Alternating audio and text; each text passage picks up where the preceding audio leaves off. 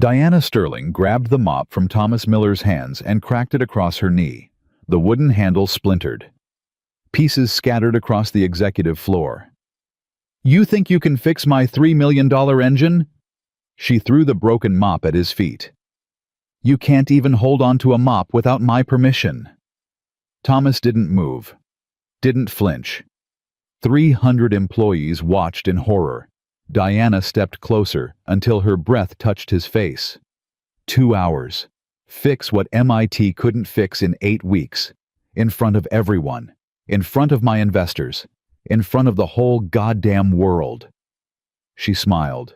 "When you fail, and you will fail, I'll destroy you. Not just fire you. Destroy you. Your name will be poison in every engine shop from here to Detroit." Thomas looked at the broken mop at his feet. Then he looked at Diana Sterling. "Start the clock. Drop your city in the comments.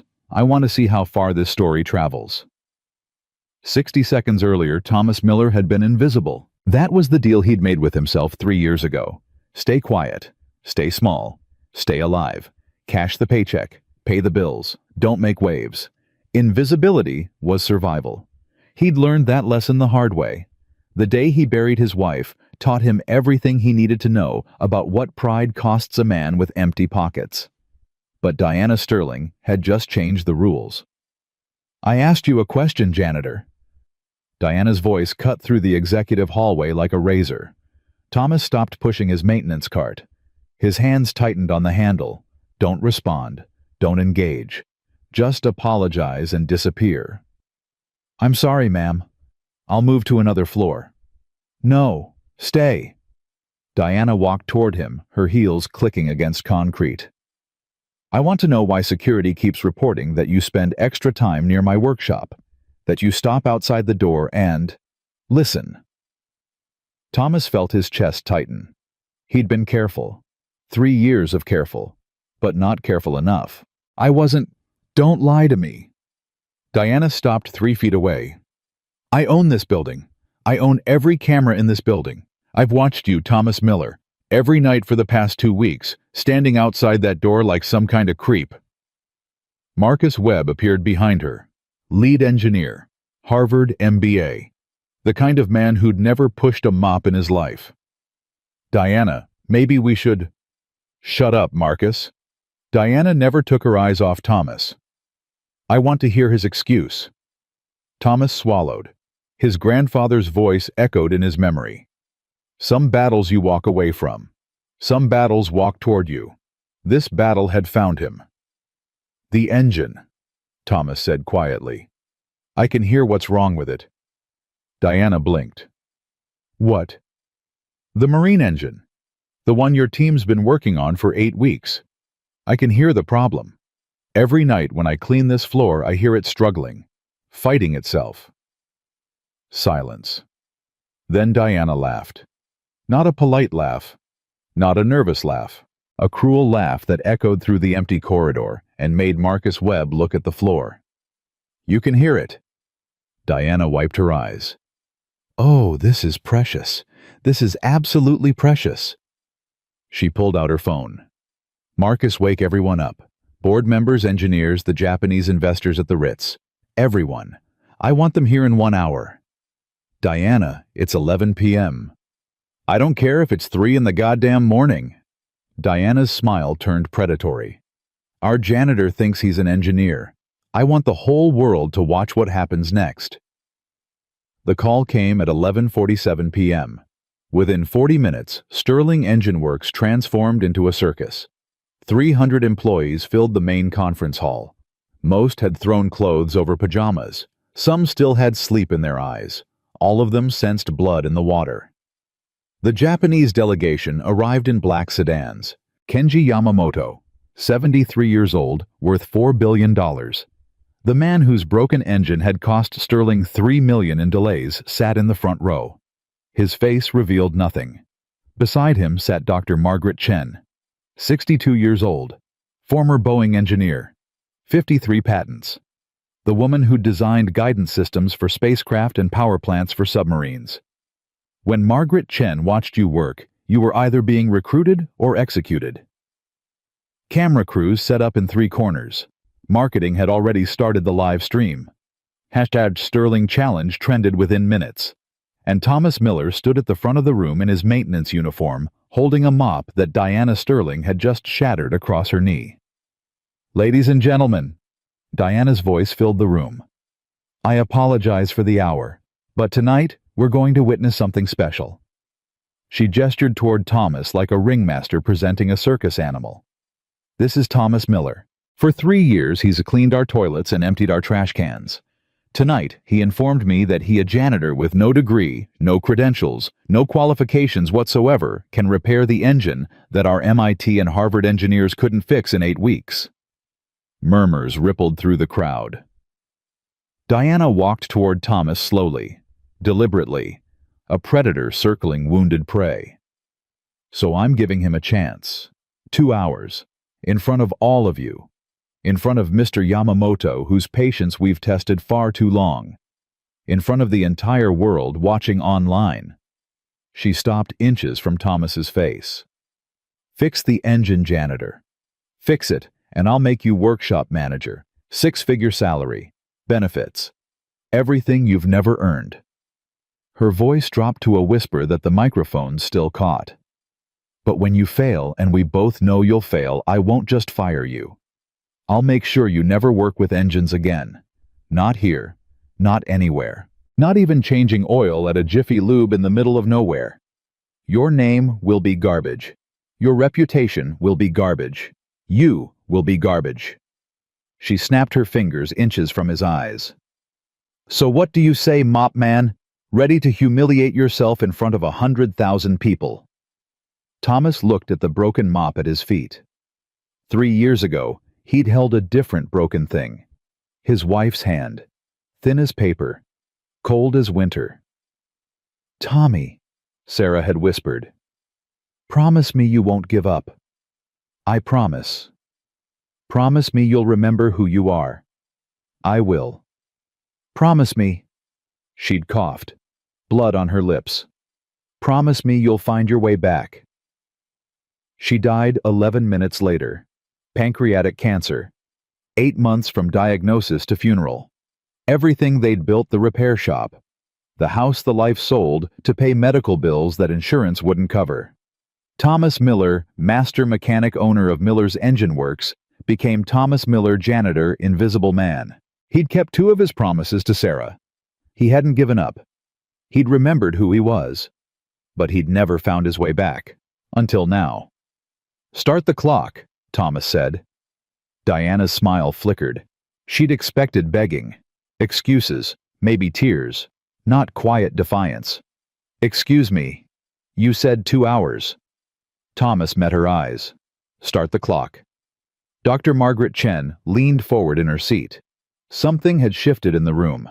The janitor's voice carried no fear, no desperation, just calm certainty that made her think of the old masters she'd trained under in Taiwan. Diana recovered quickly. "Fine. Marcus, start the timer. And make sure every camera captures what's about to happen." She turned to the crowd with theatrical flourish. "Ladies and gentlemen, place your bets. How long before our janitor realizes he's in over his head?" Nervous laughter from the employees. The Japanese delegation remained stone-faced. Thomas walked toward the workshop door. His bad knee ached, an old injury from his shop days that flared up in cold weather. His hands trembled slightly. Not now, he told himself. Not yet. Hold it together. Behind him, he heard Diana's voice. "This is going to be the most entertaining 2 hours of my career." The workshop smelled like oil and failure. The engine dominated the room, a $3.5 million custom marine power unit that represented Sterling's biggest contract and biggest disaster. Chrome and steel. German precision. American ambition. 8 weeks of broken promises. Thomas approached it slowly while 300 people pressed against the glass walls to watch. 119 minutes remaining, Diana announced. "Better hurry, janitor." Thomas ignored her. He placed both hands flat against the engine block. And he listened. His father had taught him this. William Miller, 32 years at Ford, the man who could diagnose any engine by sound alone. Every machine has a heartbeat, Tommy. Most people hear noise. But if you listen, really listen, the engine will tell you exactly what's wrong. William Miller never got promoted, never got recognized, never got the respect his genius deserved, because he didn't have a degree, didn't have credentials, didn't have the right last name or the right skin color or the right connections. He died on the floor of his garage, hands still covered in grease, working on an engine he'd never finish. Thomas was 16 when he found the body. He'd spent the next 37 years trying to honor his father's legacy, building his own shop, teaching himself everything William couldn't teach him, becoming the kind of mechanic his father always deserved to be.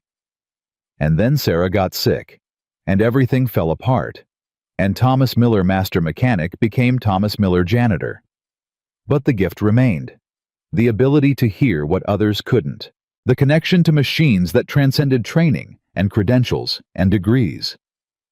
His father's voice whispered from memory, "The engine doesn't care about your resume, son. It only cares whether you can hear its heartbeat." "There." Thomas spoke suddenly, his eyes still closed. The crowd fell silent. "There what?" Marcus demanded from his position at the diagnostic station. 2400 RPM, every 3 seconds. You hear that stutter? Marcus checked the monitors. The readings show normal operation. Your readings are wrong. Thomas opened his eyes. That's part of the problem. The diagnostic software is calibrated for American standards, but this engine was built in Stuttgart. German engineering, metric precision. Your instruments are looking for the wrong symptoms. Diana laughed. A janitor telling MIT engineers their instruments are wrong. This is priceless. The fuel injection system. Thomas continued, ignoring her. German, calibrated to bar units.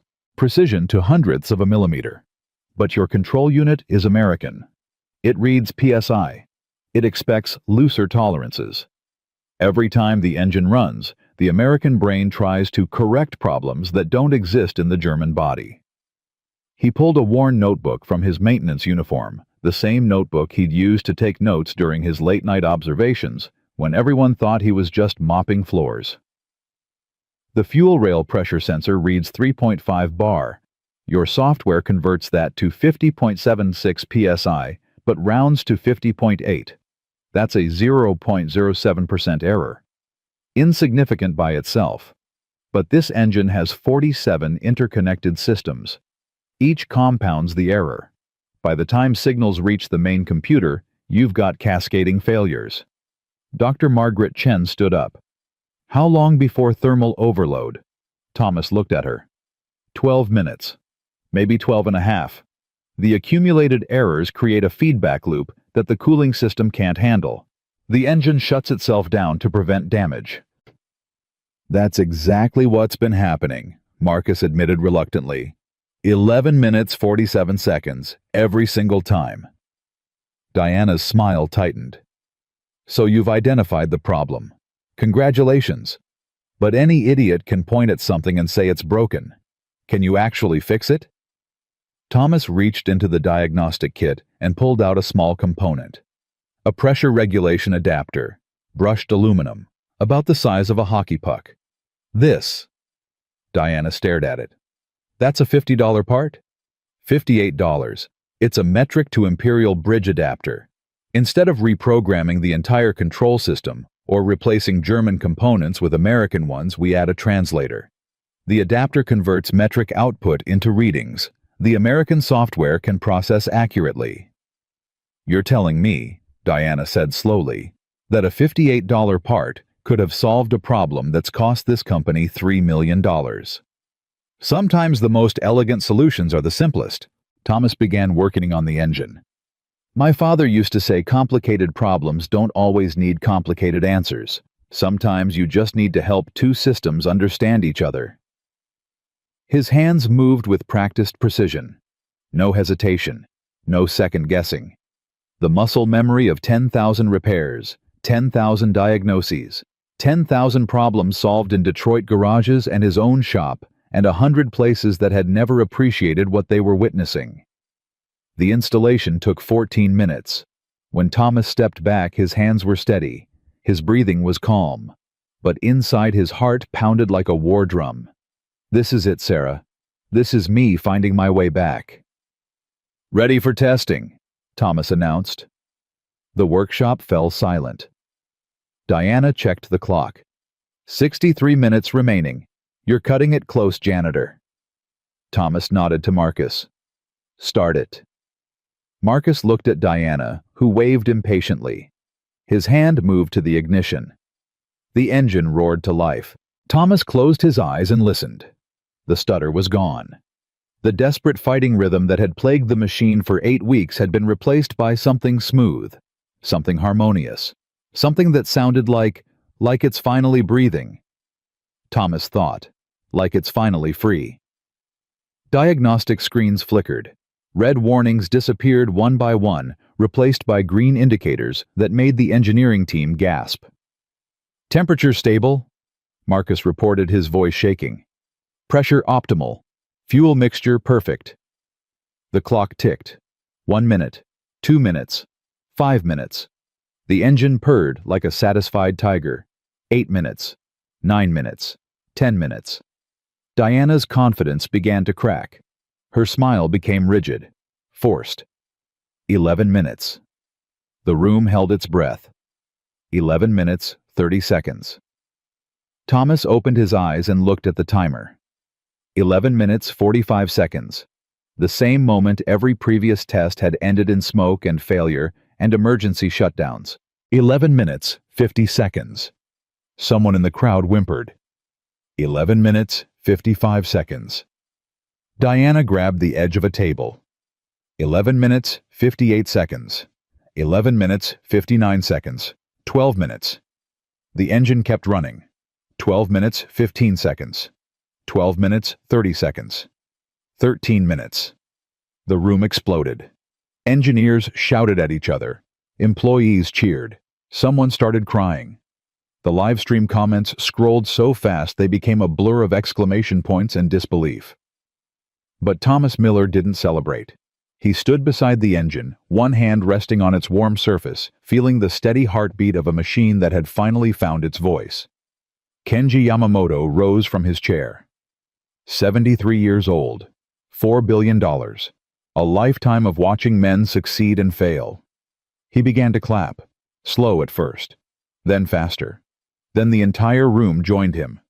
300 people applauding a janitor who'd just done the impossible. But Thomas wasn't looking at them. He was looking at Diana Sterling.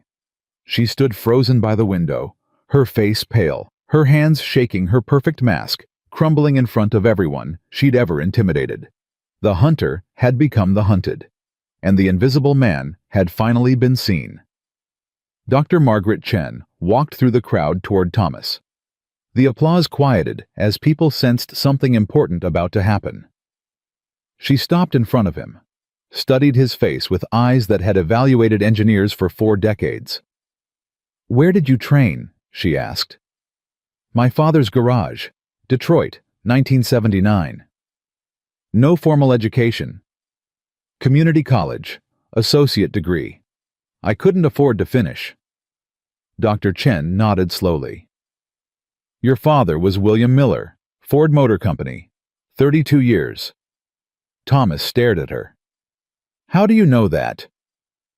"Because I was a young engineer in 1987 when a team from Boeing consulted with Ford on a joint project. We had a problem that stumped everyone: guidance system interference with a new engine design. Your father solved it in 3 hours." She paused. "He should have been running that company. Instead, they never even learned his name."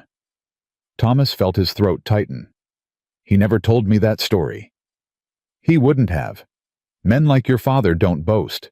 They just do the work and hope someone notices." Dr. Chen extended her hand. "Someone noticed Thomas. 40 years too late for your father, but not too late for you." Thomas shook her hand. Behind them, Diana Sterling slipped quietly toward the exit. She didn't make it. "Mrs. Sterling." Kenji Yamamoto's voice stopped her cold. "We need to discuss the terms of our continued partnership." Diana turned. Of course, Mr. Yamamoto. I'll have my assistant schedule. Now. The word carried the weight of $80 million. We discuss now. The crowd parted as Yamamoto walked toward Diana. His translator struggled to keep up. For 8 weeks, your company has failed to deliver what you promised. Tonight, a janitor succeeded where your experts failed. This raises questions about leadership, about judgment, about whether Sterling Engine Works deserves our investment. Diana's face went white. Mr. Yamamoto, I can explain. You will explain. To your board, to your shareholders, to everyone who watched tonight's performance. He glanced at Thomas. But first, you will apologize. Apologize. To Mr. Miller. Publicly. Now. The room went silent. Diana Sterling, CEO, owner, queen of everything she surveyed, looked at Thomas Miller. The janitor she'd mocked. The invisible man she'd tried to destroy. The master mechanic who'd just saved her company. Her lips pressed into a thin line. Her hands trembled at her sides. I'm sorry, she whispered. Louder, Yamamoto said.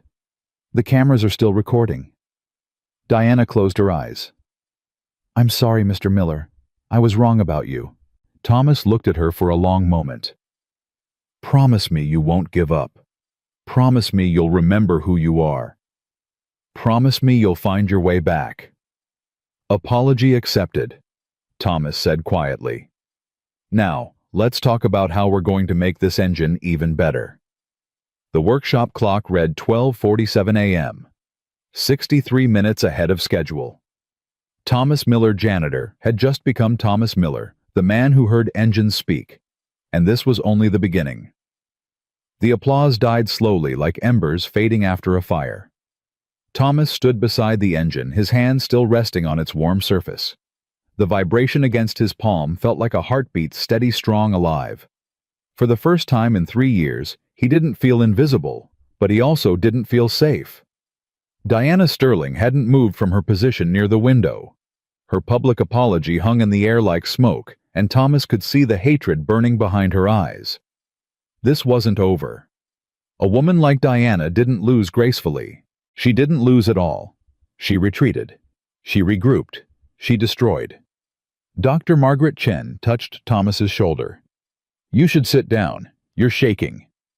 Thomas looked at his hands. She was right. The adrenaline that had carried him through the past 2 hours was draining away, leaving behind exhaustion so deep it felt like drowning. I'm fine, he said. You're not fine.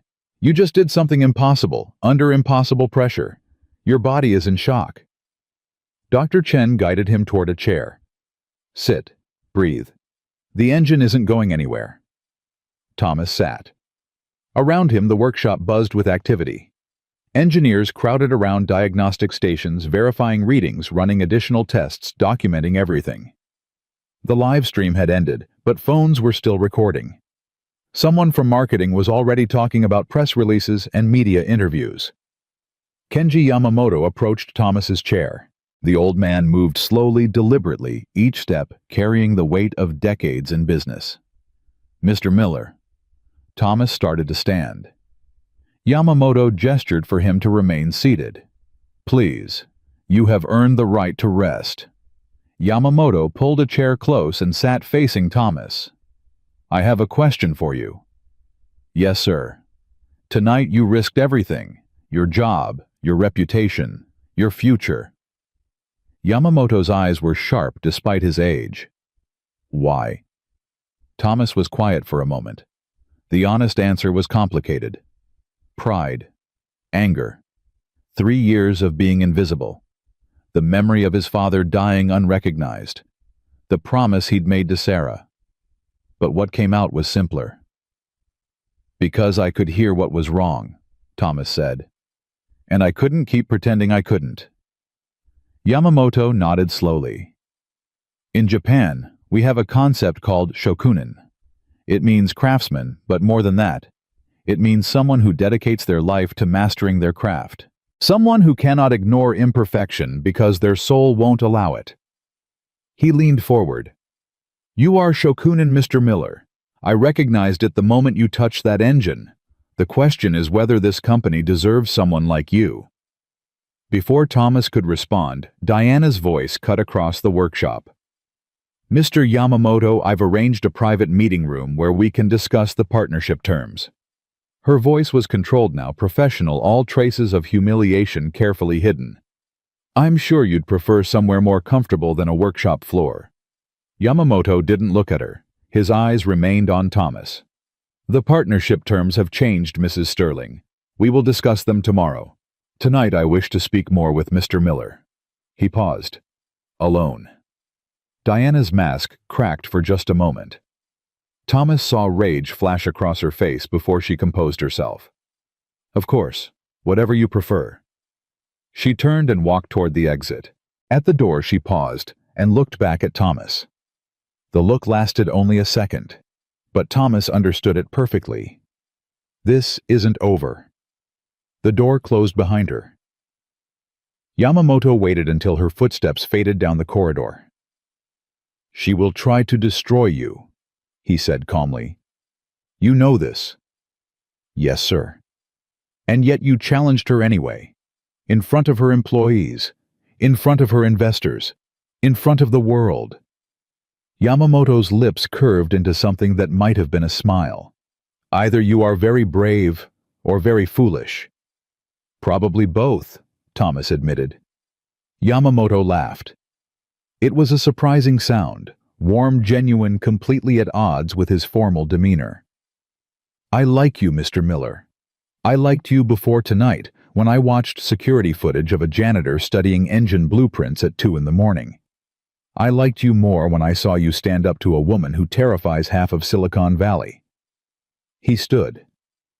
"Tomorrow we will talk about your future. Tonight, go home. Sleep. You have earned it." Thomas stood and shook Yamamoto's hand.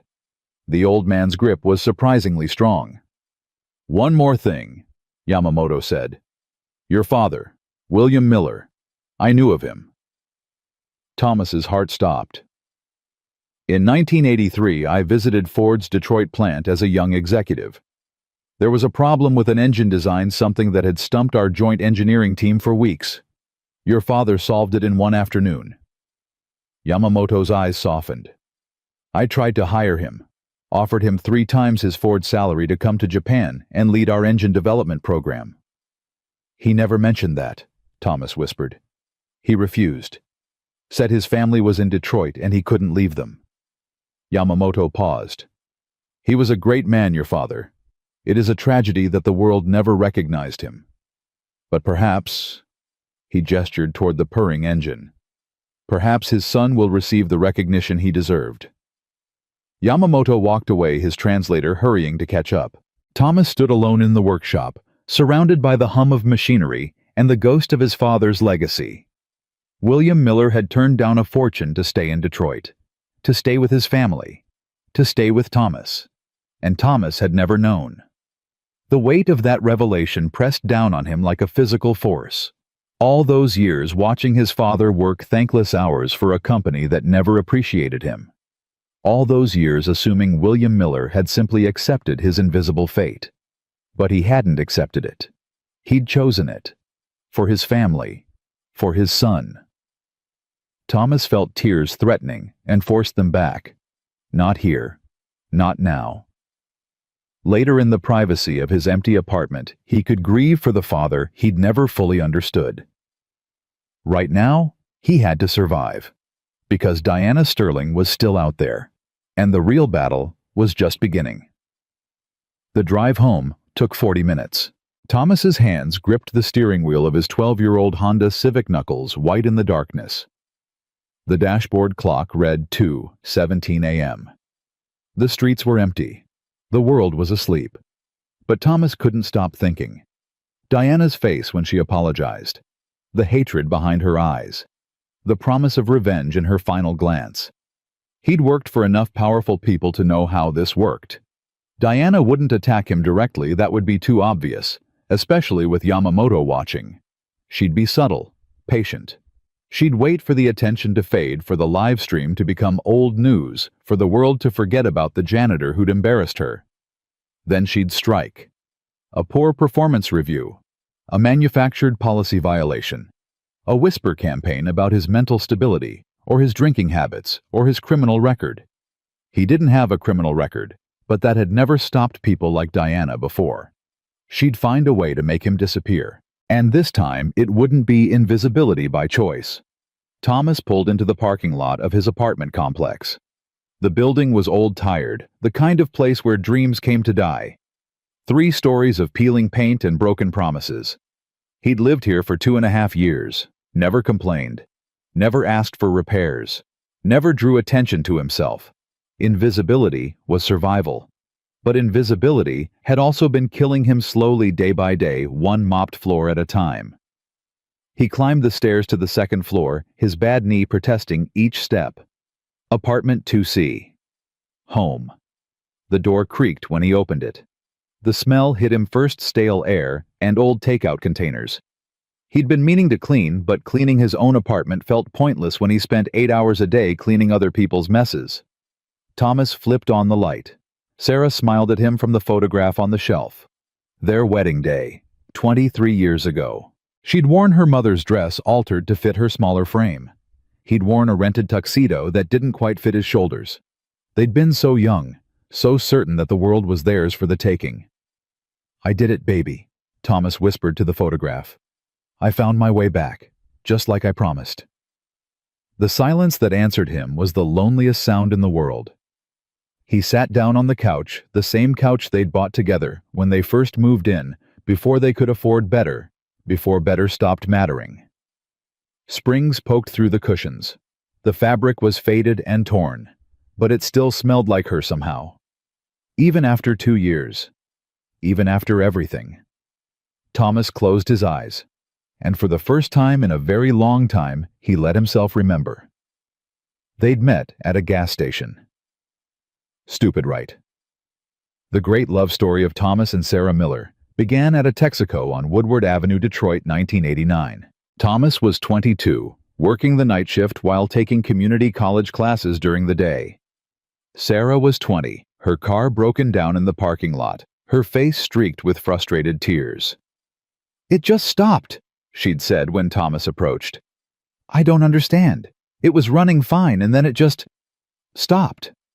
Thomas had popped the hood and diagnosed the problem in 30 seconds. Loose battery cable. 5-minute fix. "How did you know that so fast?" Sarah had asked, watching him work. "My father taught me. He says, every engine has a heartbeat. You just have to learn to listen." Sarah had smiled at him, then really smiled, the kind of smile that made Thomas forget how tired he was, how broke he was, how far away his dreams seemed. "That's beautiful," she'd said. Most guys would have just said it was broken. Most guys don't listen.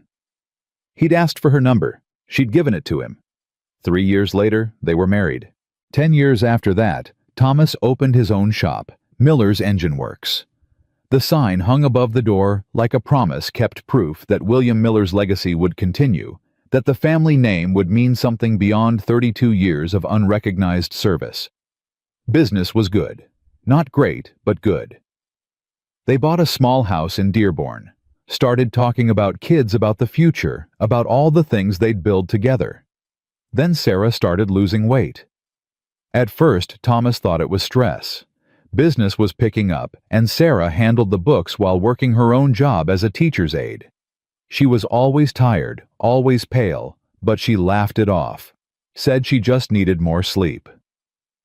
The diagnosis came on a Tuesday. Pancreatic cancer, stage 3. The doctor delivered the news with practiced sympathy, the kind of gentleness that comes from delivering death sentences, so often it becomes routine.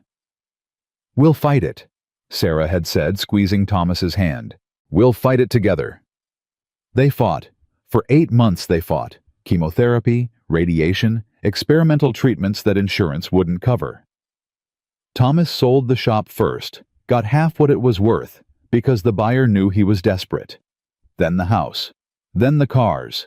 Then everything else, piece by piece, until all that remained was Sarah getting smaller every day and Thomas watching helplessly as the woman he loved disappeared.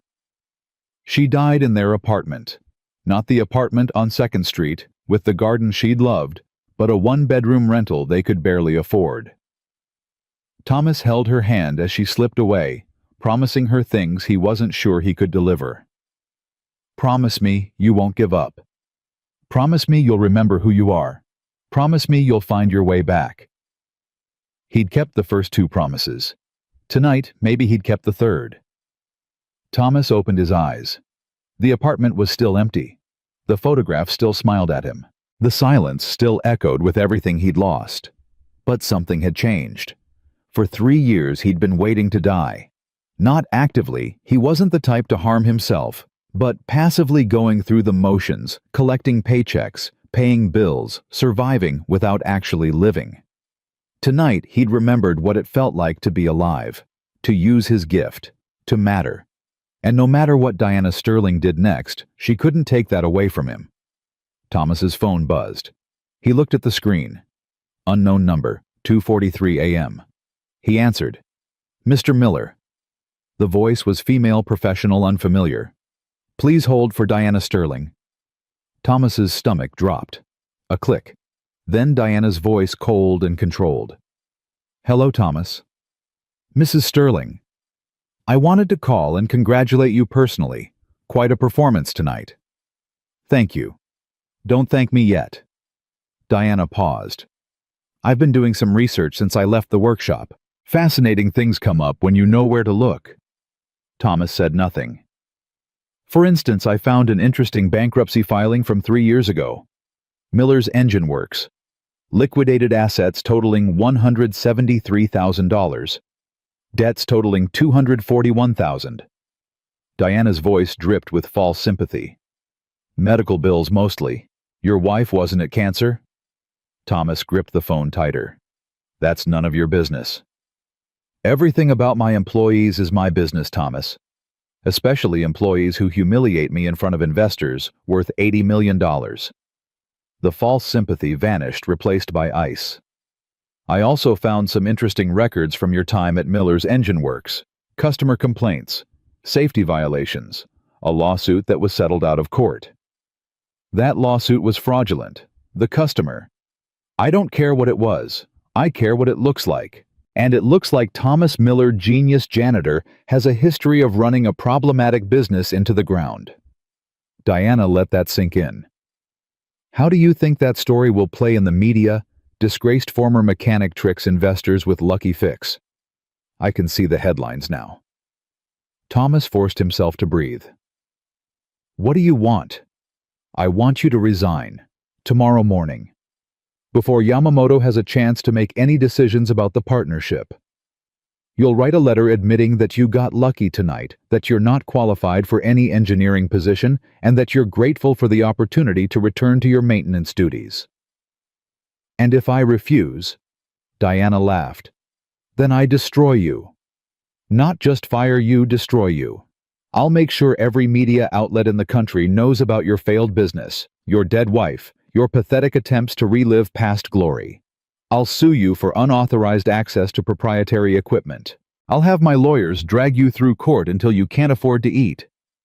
She paused. You think tonight was a victory, Thomas, but you forgot the most important rule of corporate America. People like me don't lose. We just choose when to stop playing. The line went dead. Thomas sat in the darkness, phone still pressed to his ear, Diana's words echoing in his mind. She was right about one thing. He had forgotten the rules. In corporate America, skill didn't matter, truth didn't matter, being right didn't matter. What mattered was power. And Diana Sterling had all of it. Thomas looked at Sarah's photograph again. Promise me you won't give up. He'd promised, but he hadn't promised to fight fair. Thomas scrolled through his phone until he found the contact he was looking for. A number he hadn't called in years, a name he'd almost forgotten. Marcus Webb had given Thomas his card 3 years ago, back when Thomas first started at Sterling. In case you ever need anything, Marcus had said in a rare moment of human decency. Thomas had never used it, until now. The phone rang 3 times before Marcus answered, his voice thick with sleep. Hello? Marcus, it's Thomas Miller. Silence. Thomas. It's 3 in the morning. I know. I need your help. Another silence.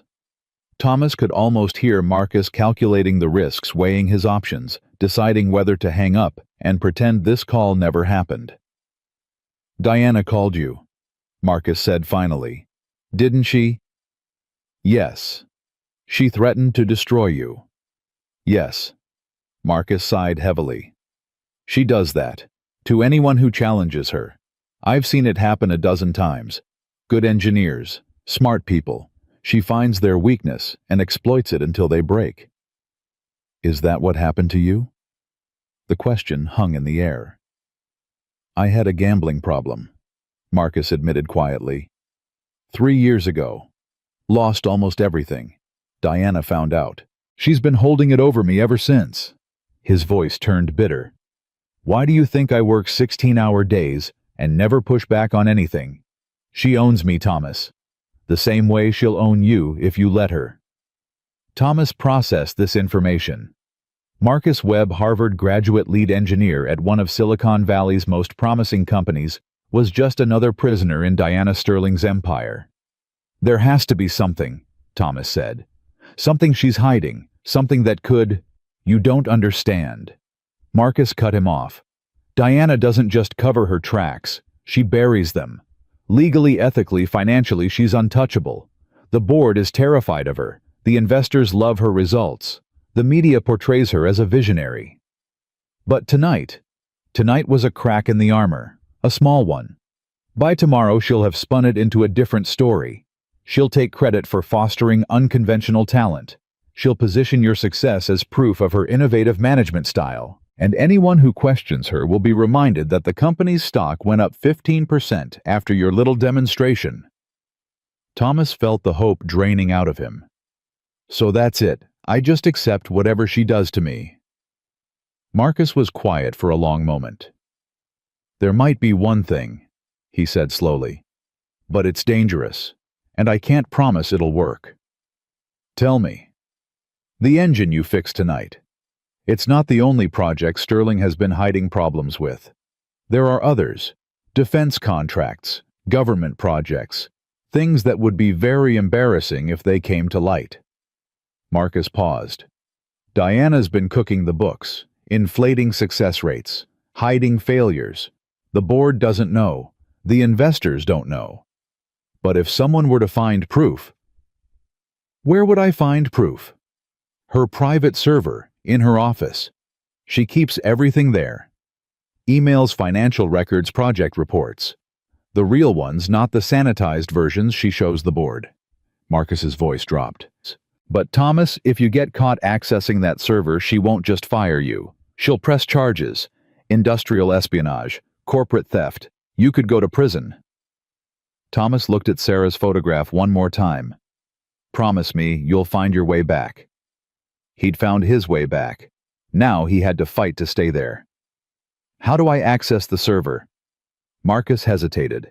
Then he told him. Thomas didn't sleep that night. He sat in his apartment, planning, calculating, preparing for a battle he wasn't sure he could win. By the time the sun rose over Detroit, he'd made his decision. Diana Sterling thought she was the predator. She was about to learn what it felt like to be prey. Thomas walked into Sterling Engine Works at 6:47 a.m. 13 minutes before his scheduled shift.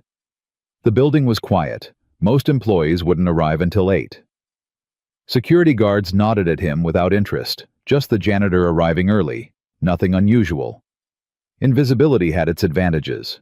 He pushed his maintenance cart toward the elevator, heart pounding against his ribs. Marcus's instructions echoed in his mind. Diana's office is on the 40th floor. Her private server is in a locked cabinet behind her desk. The password changes weekly, but she keeps a backup written in her day planner. Third drawer left side. Thomas pressed the button for the 40th floor. The elevator climbed. His hands were shaking.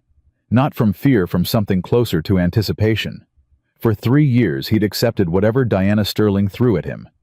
The insults, the humiliation, the constant reminder that he was nothing, nobody, a man whose only purpose was to clean up other people's messes. That ended today. The elevator doors opened. Thomas stepped out onto the executive floor. Empty. Silent. The morning sun cast long shadows across expensive carpeting that probably cost more than his annual salary. Diana's office was at the end of the hallway. Glass walls currently frosted for privacy. A door that required keycard access. But Thomas had a keycard. Every maintenance worker did. How else would they clean the executive offices at night? He swiped the card. The door clicked open. Thomas pushed his card inside and closed the door behind him. Diana's office smelled like expensive perfume and ambition. Her desk dominated the space, a massive piece of polished mahogany that probably had its own insurance policy. Behind it, exactly where Marcus said it would be, stood a locked cabinet. Thomas moved quickly. Third drawer left side. The day planner was there, leather-bound embossed with Diana's initials. He flipped through pages of meetings appointments, notes written in precise handwriting. And there it was. A string of numbers and letters written in the margin of last Monday's page. The password. Thomas memorized it, replaced the planner, and turned to the cabinet. His fingers were steady now. The shaking had stopped. This was the point of no return. He entered the password. The cabinet clicked open. Inside, a small server hummed quietly. External hard drives lined the shelves. USB cables. Backup systems. Everything Diana wanted to keep hidden from the world. Thomas pulled out the flash drive Marcus had given him and plugged it into the server. The download began. Estimated time, 7 minutes. Thomas watched the progress bar crawl across the screen. Each percentage point felt like an hour. Each second stretched into eternity. 3%, 7%, 12%. A sound from the hallway made him freeze. Footsteps. Thomas's blood turned to ice. He checked his watch. 6:52 a.m. Who else would be on the executive floor this early? The footsteps grew louder, closer. Thomas looked at the progress bar. 18%. He couldn't stop now, couldn't leave with nothing. But if someone walked in... The footsteps stopped outside Diana's office. Thomas held his breath. A keycard beeped. The door opened. Diana Sterling walked in. For a moment, neither of them moved. Diana stood in the doorway, briefcase in hand, staring at Thomas with an expression of pure disbelief. Thomas stood beside her open cabinet flash drive, visible in the server guilt written across his face. "Well," Diana said softly, "this is unexpected." Thomas said nothing. Diana closed the door behind her, slowly, deliberately. The click of the lock sounded like a gunshot in the silence. "I came in early to prepare for my meeting with Yamamoto." She set her briefcase on the desk, never taking her eyes off Thomas. "I wanted to review some files, get my story straight, make sure I had all my talking points memorized." She walked toward him. "But instead I find you, in my office, stealing from my private server." Diana stopped 3 feet away. "I have to admit, Thomas, I didn't think you had it in you." Thomas found his voice. "I'm not stealing anything." "No." Diana glanced at the flash drive, the open cabinet, the progress bar still crawling across the screen. "Then what would you call this evidence?" The word hung in the air. Diana's expression flickered. Surprise, then amusement. "Evidence of what exactly?" "You know what." Thomas stood his ground. "The falsified reports, the hidden failures, the defense contracts you've been lying about for years." He paused. "Marcus told me everything." Diana laughed. It wasn't the cruel laugh from last night. This was something different, genuine amusement, as if Thomas had just told the funniest joke she'd ever heard. "Marcus Webb told you about my private files." She shook her head. "Oh, Thomas. Sweet, stupid Thomas. Marcus Webb works for me. He's worked for me for 3 years, ever since I discovered his gambling debts, and offered to make them disappear in exchange for his absolute loyalty." Thomas felt the ground shift beneath him. "You don't think I know everything that happens in my own company?" Diana continued. "Marcus called me the moment you hung up, told me everything, the whole plan." She smiled. I've been waiting for you since 5 this morning. The progress bar hit 37%. Thomas stared at it, then at Diana. You set me up. I gave you rope, Diana corrected. You chose to hang yourself. She pulled out her phone. Security is already on the way. You'll be arrested for corporate espionage, industrial theft, unauthorized access to proprietary systems. My lawyers will make sure you spend the next 10 years in prison. She began dialing. Unless, she added, you'd like to discuss alternatives. Thomas watched her finger hover over the call button. What kind of alternatives? Diana lowered the phone slightly. I'm not unreasonable, Thomas. Despite what you might think. I'm a businesswoman. I understand negotiation, give and take. What do you want? What I wanted last night. Your resignation. A public statement admitting you got lucky that you're not qualified for anything beyond janitorial work, that Sterling Engine Works gave you an opportunity you didn't deserve. Diana shrugged. Do that and I'll let you walk away. No charges. No prison. Just disappearance. The way you've been disappearing for 3 years. The progress bar hit 44%. Thomas looked at Diana Sterling, at her perfect hair and expensive suit and absolute certainty that she'd won. She'd been playing this game her whole life. She knew every move, every countermove, every way to crush someone like him beneath her designer heels.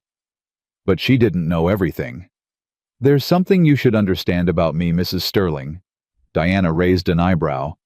Enlighten me. 3 years ago, I held my wife's hand while she died. 8 months of watching her waste away. 8 months of selling everything I'd built just to buy her a few more weeks. Thomas's voice was steady, but there was steel underneath. After she was gone, I didn't care about anything. Not my reputation, not my future, not my life. He took a step toward her. You think you can threaten me with prison, with humiliation, with destruction? Thomas shook his head. Lady, I've already lost everything that mattered. There's nothing you can do to me that's worse than what I've already survived. Diana's smile faltered. So here's what's going to happen, Thomas continued. You're going to call security and have me arrested, and I'm going to tell them exactly what's on that server. Every falsified report, every hidden failure, every lie you've told to investors and government agencies and your own board of directors. He pulled out his phone. And while you're explaining to the police why your janitor was in your office, I'll be explaining to Kenji Yamamoto why his $80 million investment is about to become front-page news. Diana's face went pale. You're bluffing. Am I? Thomas showed her his phone screen. A text conversation with Kenji Yamamoto's assistant, arranging a meeting for 7:30 a.m. Mr. Yamamoto was very interested when I told him I had concerns about the company's financial integrity. He's waiting for me right now, downstairs, in the lobby. The progress bar hit 61%. Diana stared at the phone, at Thomas, at the server still downloading her secrets. You're insane, she whispered. You're throwing away your life for nothing. No. Thomas met her eyes. I'm throwing away nothing for something. For the first time in 3 years, I'm fighting back. And win or lose, that's worth everything I've got left. Silence filled the office. Diana's phone trembled in her hand. Thomas could see her mind racing, calculating options, searching for an escape route. There has to be a deal, she said finally. Something you want, something I can give you. There's nothing you can give me that I want. Money, position. I'll make you head of the entire engineering division. 7 figures, stock options, everything you've ever dreamed of. Thomas laughed bitterly. You still don't understand, do you? This was never about money. It was never about position. It was about being seen, being respected, being treated like a human being instead of furniture. He gestured around her office. You have all this, the power, the wealth, the empire, but you still needed to destroy people like me to feel important. You still needed to break that mop over your knee and snap your fingers in my face and make sure everyone knew I was less than nothing. The progress bar hit 78%. That's who you are, Diana. Not a businesswoman, not a visionary, just a bully with a bigger budget. Diana's composure finally cracked. You think you're better than me? Her voice rose. You think you can judge me? I built this company from nothing. I fought every day against men who told me I couldn't, shouldn't, wouldn't. I clawed my way to the top while people like you were content to push mops and complain about how unfair life is. There's a difference between fighting your way up and stepping on everyone below you. Is there? Diana's eyes blazed. In this world, in this industry, you think kindness gets you anywhere. You think fairness matters. I tried being nice once, being collegial, being fair. You know what it got me? Passed over for promotions, stolen credit, men taking my ideas and presenting them as their own. She stepped closer. So I stopped being nice. I stopped being fair. I became exactly what they expected me to be, a bitch, a tyrant, someone they couldn't ignore or dismiss or steal from. And it worked. It worked, Thomas. I'm standing in a corner office on the 40th floor of a building with my name on it. Where are you standing? The question hit Thomas harder than he expected, because she wasn't entirely wrong.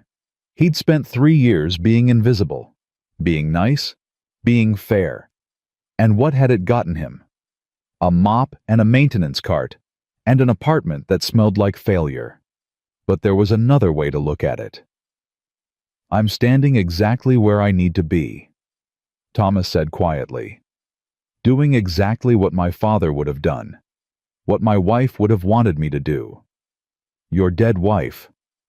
The words were cruel, deliberately cruel, designed to hurt. And they did.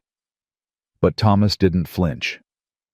Yes, my dead wife, who taught me that some things matter more than winning, more than power, more than whatever it is you've been chasing your whole life. He paused. She told me once that the measure of a person isn't how far they climb. It's how they treat the people who can do nothing for them. The progress bar hit 92%. By that measure, Diana, you've already lost, no matter what happens next. Diana opened her mouth to respond. The door burst open. Security guards rushed in, followed by a man Thomas didn't recognize. Middle-aged, expensive suit, the look of someone who'd spent his career in boardrooms and courtrooms. Mrs. Sterling. The man pushed past the guards. We received an alert that your private server was being accessed remotely. What's going? He stopped when he saw Thomas. Who is this? Diana recovered quickly. A trespasser. He broke into my office and was attempting to steal proprietary data. I want him arrested immediately. The guards moved toward Thomas. Wait! The voice came from behind them. Everyone turned. Kenji Yamamoto stood in the doorway. Behind him, Dr. Margaret Chen. Behind her, a man in a suit who Thomas recognized from the live stream, Sterling's chief legal counsel. Mr. Yamamoto. Diana's voice tightened. This is a security matter. It doesn't concern... Everything concerning Sterling Engine Works concerns me. Yamamoto walked into the office slowly. I have $80 million invested in this company. That gives me certain rights, including the right to know why your janitor is being arrested for accessing your private server. He looked at Thomas. Mr. Miller, would you like to explain? Thomas met Yamamoto's eyes. This was it, the moment everything hinged on. Mrs. Sterling has been falsifying reports, Thomas said. Defense contracts showing inflated success rates, government projects with hidden failures, financial records that don't match what she's been telling investors. Diana laughed sharply. This is ridiculous. He has no proof. He's a disgruntled employee making wild accusations. The proof is on that server. Thomas pointed. I was downloading it when she walked in. Everyone looked at the progress bar. 96%. 97%. 98%. 99%. 100%. Download complete. The room fell silent. Yamamoto nodded to Dr. Chen, who moved toward the server. Don't touch that. Diana stepped forward. That's private property. You have no right. I have every right. Yamamoto's voice was calm, but carried absolute authority. Section 14.3 of our investment agreement grants me access to any and all financial records upon reasonable suspicion of material misrepresentation. He paused. Consider this reasonable suspicion. Dr. Chen pulled the flash drive from the server and plugged it into her laptop. Diana's face went from pale to ashen. This is illegal. This is due diligence. Yamamoto gestured to the legal counsel. Mr. Patterson, please ensure everything is documented properly. I want a full chain of custody for any evidence recovered. The lawyer nodded and began making notes. Dr. Chen scrolled through files on her laptop. Her expression shifted from curiosity to concern to something approaching horror. Kenji. She looked up. You need to see this. Yamamoto moved to her side. For several minutes, the only sound was clicking and scrolling as they reviewed the files. Thomas watched Diana's face carefully. The confidence had drained away, completely replaced by something he'd never expected to see. Fear. The Nakamura contract, Dr. Chen said. Reported success rate of 94%. Actual success rate. She checked the file. 61%. 33 percentage points of falsified data. The government defense project, Yamamoto added quietly.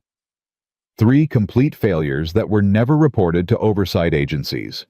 Safety violations that should have triggered immediate shutdown. He turned to Diana. Is this accurate? Diana said nothing. Mrs. Sterling, is this accurate? I want my lawyer. Yamamoto nodded slowly. I think that would be wise. He turned to the security guards. Please escort Mrs. Sterling to a conference room.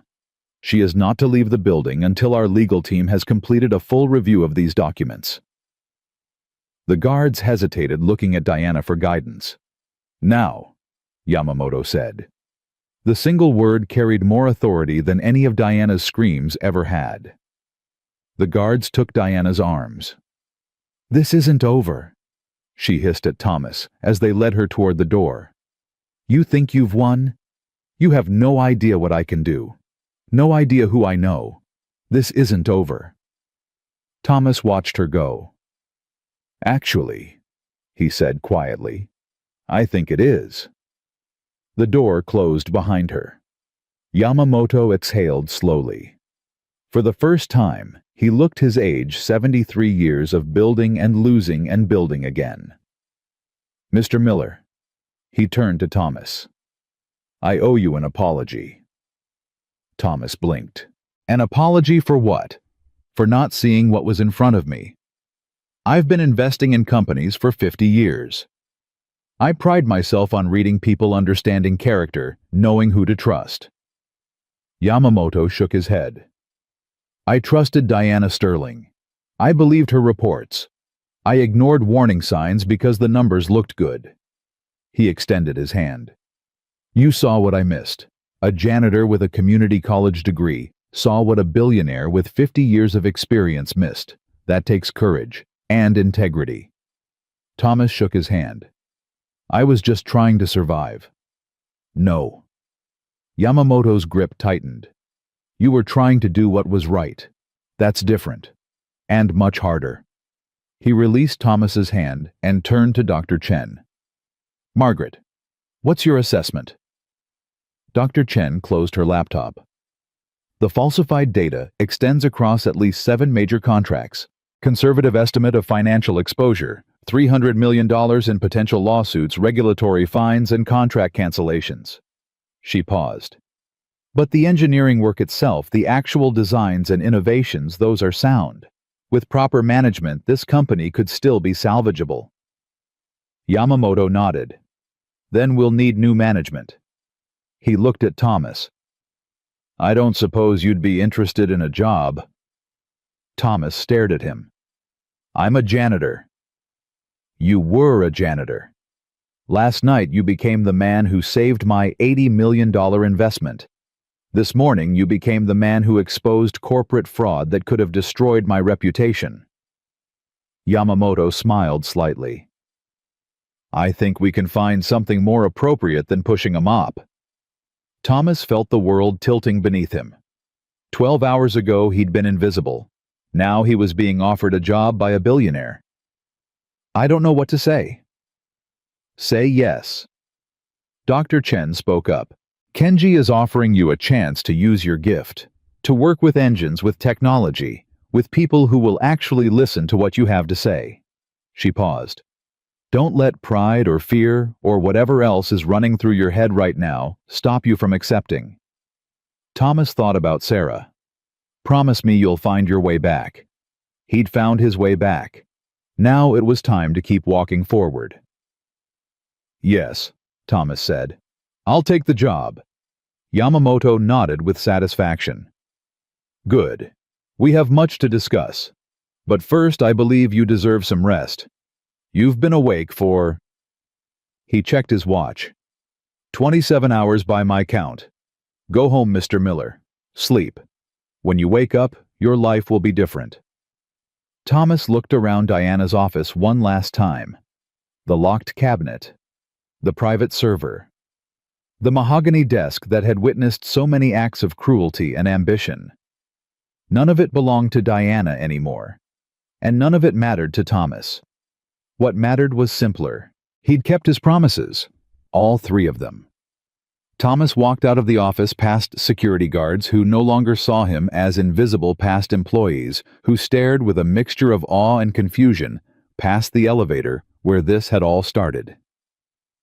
He stepped out into the morning sun. And for the first time in 3 years, Thomas Miller smiled. Thomas slept for 14 hours. When he finally opened his eyes, the apartment was dark. His phone showed 17 missed calls, 43 text messages, and a notification that his name was trending on social media. He ignored all of it. Instead, he lay in bed and stared at the ceiling, letting the reality of the past 2 days settle into his bones. Everything had changed. Everything was different. And yet somehow, he was still the same man who'd pushed a maintenance cart through Sterling's hallways, invisible and ignored. The difference was that now the world could see him. His phone buzzed again. This time he looked at the screen. Dr. Margaret Chen. Thomas answered. I was beginning to think you'd died, Dr. Chen said without preamble. Yamamoto has been asking about you every hour. I was sleeping. For 14 hours. It's been a long couple of days. Dr. Chen laughed. It was a warm sound, surprisingly so, from someone with her reputation. I suppose it has. Well, when you're ready to rejoin the land of the living, we need you at the office. There are decisions to be made, and Yamamoto insists you be part of them. Thomas sat up slowly. His body ached in ways he hadn't expected. The adrenaline had carried him through the crisis, but now the bill was coming due. What kind of decisions? The kind that determine whether Sterling Engine Works survives or collapses. Dr. Chen paused. Diana's arrest made national news. The stock dropped 42% in after-hours trading. We have 72 hours to announce a restructuring plan, or the board will begin liquidation proceedings. Thomas rubbed his eyes. And you need me for this because Yamamoto trusts you. Because the employees trust you, you'd be amazed how quickly word spreads when a janitor takes down a CEO. And because, frankly, you're the only person in that building who understands those engines well enough to salvage the contracts we haven't already lost. Thomas was quiet for a moment. I'm not a businessman, Dr. Chen. I fix engines. I don't know anything about restructuring plans or stock prices or board meetings. You don't need to know about those things. You need to know about engines. Let Yamamoto and me handle the business. Your job is to convince our clients that Sterling can still deliver what we promised. She paused. Starting with the Nakamura contract, They're threatening to pull out entirely. If they do, 6 other clients will follow. The company dies. Thomas looked at Sarah's photograph on his shelf. Promise me you'll find your way back. He'd found his way back. Now he had to stay there. Give me an hour, Thomas said. I'll be there. Sterling Engine Works felt different when Thomas walked through the doors. The security guards who'd ignored him for 3 years now straightened as he passed. Employees he'd never spoken to stopped and stared. A few nodded respectfully. Others whispered to each other, their eyes following him across the lobby. Thomas kept walking. The elevator ride to the 40th floor felt longer than it should have. When the doors opened, Dr. Chen was waiting. Good. You're here. She handed him a tablet displaying financial projections, contract summaries, and a timeline that looked impossible. The Nakamura representatives arrived 30 minutes ago. They're in conference room A with Yamamoto. They're not happy. Thomas scanned the documents as they walked. What do they want? Assurance that Diana's fraud didn't compromise their engine designs. Proof that the quality issues were limited to reporting, not actual engineering. And someone they can trust to oversee completion of their contract. Someone they can trust. Yes. Dr. Chen stopped outside the conference room doors. That's you, Thomas. He looked at her. I've never run a project this size. I've never managed a team. You've never done a lot of things. Dr. Chen cut him off. But you diagnosed an engine problem that stumped MIT graduates. You exposed a corporate fraud that fooled billionaire investors. And you did it all while everyone around you assumed you were worthless. She paused. I think you can handle a contract negotiation. Thomas took a breath, then another. Okay, he said. Let's do this. Dr. Chen opened the doors. The conference room was tense. Kenji Yamamoto sat at the head of the table, his expression carefully neutral. Across from him sat 3 Japanese executives, 2 men and a woman, all in immaculate business attire, all radiating displeasure. The woman spoke first. Mr. Yamamoto, we have been waiting for 40 minutes. If this is how Sterling Engine Works treats its most important clients. Ms. Tanaka? Yamamoto raised a hand. I apologize for the delay. I wanted to ensure the right person was present for this conversation.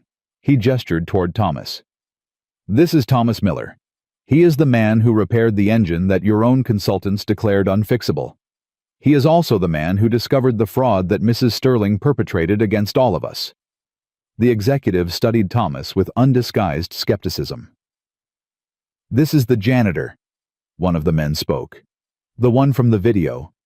I was a maintenance consultant, Thomas said. But yes, I'm the one from the video. Ms. Tanaka leaned forward. Mr. Miller, I watched that video 7 times. I was impressed by your technical knowledge. But technical knowledge is not the same as leadership. Our contract is worth $200 million. Why should we trust it to someone who until 2 days ago was emptying trash cans? The question was blunt, almost insulting. Thomas appreciated the honesty. You're right, he said. I don't have experience running projects this size. I don't have an MBA or a corner office or any of the things that usually make people trust someone in business. He paused. But I know engines. I've known them my whole life. My father spent 32 years at Ford, and he taught me that machines don't care about credentials. They care about understanding, about listening, about finding what's wrong and fixing it the right way, not the fast way. Thomas looked at each of the executives in turn. Diana Sterling built her career on appearances, on numbers that looked good on paper, on telling people what they wanted to hear instead of what was true. That's why your contract was in trouble, because she was more interested in impressing you than in actually delivering what she promised. He leaned forward. I'm not going to impress you. I'm not going to tell you what you want to hear. I'm going to tell you the truth. Your engine design has flaws. Real flaws, not the ones Diana was hiding.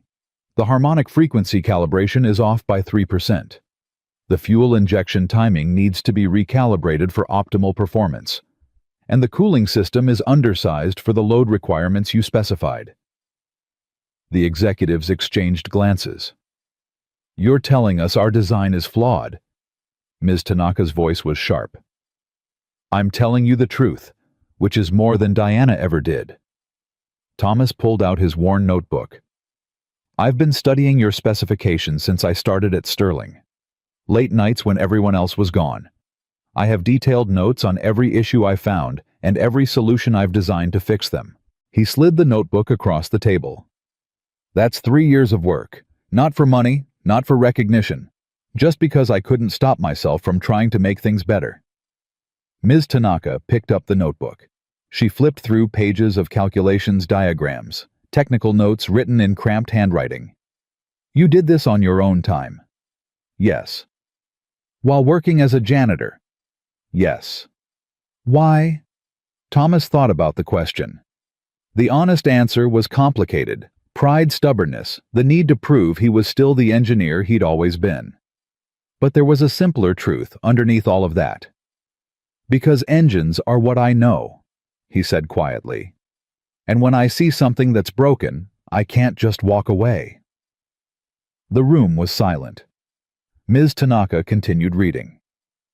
After several minutes, she looked up at her colleagues and spoke rapidly in Japanese. The discussion went back and forth, animated but not hostile. Finally, she turned back to Thomas. Mr. Miller, your analysis appears sound. Several of the issues you've identified align with concerns our own engineers have raised, concerns that Mrs. Sterling dismissed. Diana dismissed a lot of things. Indeed. Ms. Tanaka closed the notebook. We will need time to review your proposed solutions in detail.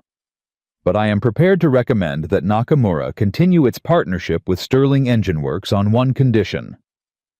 Name it.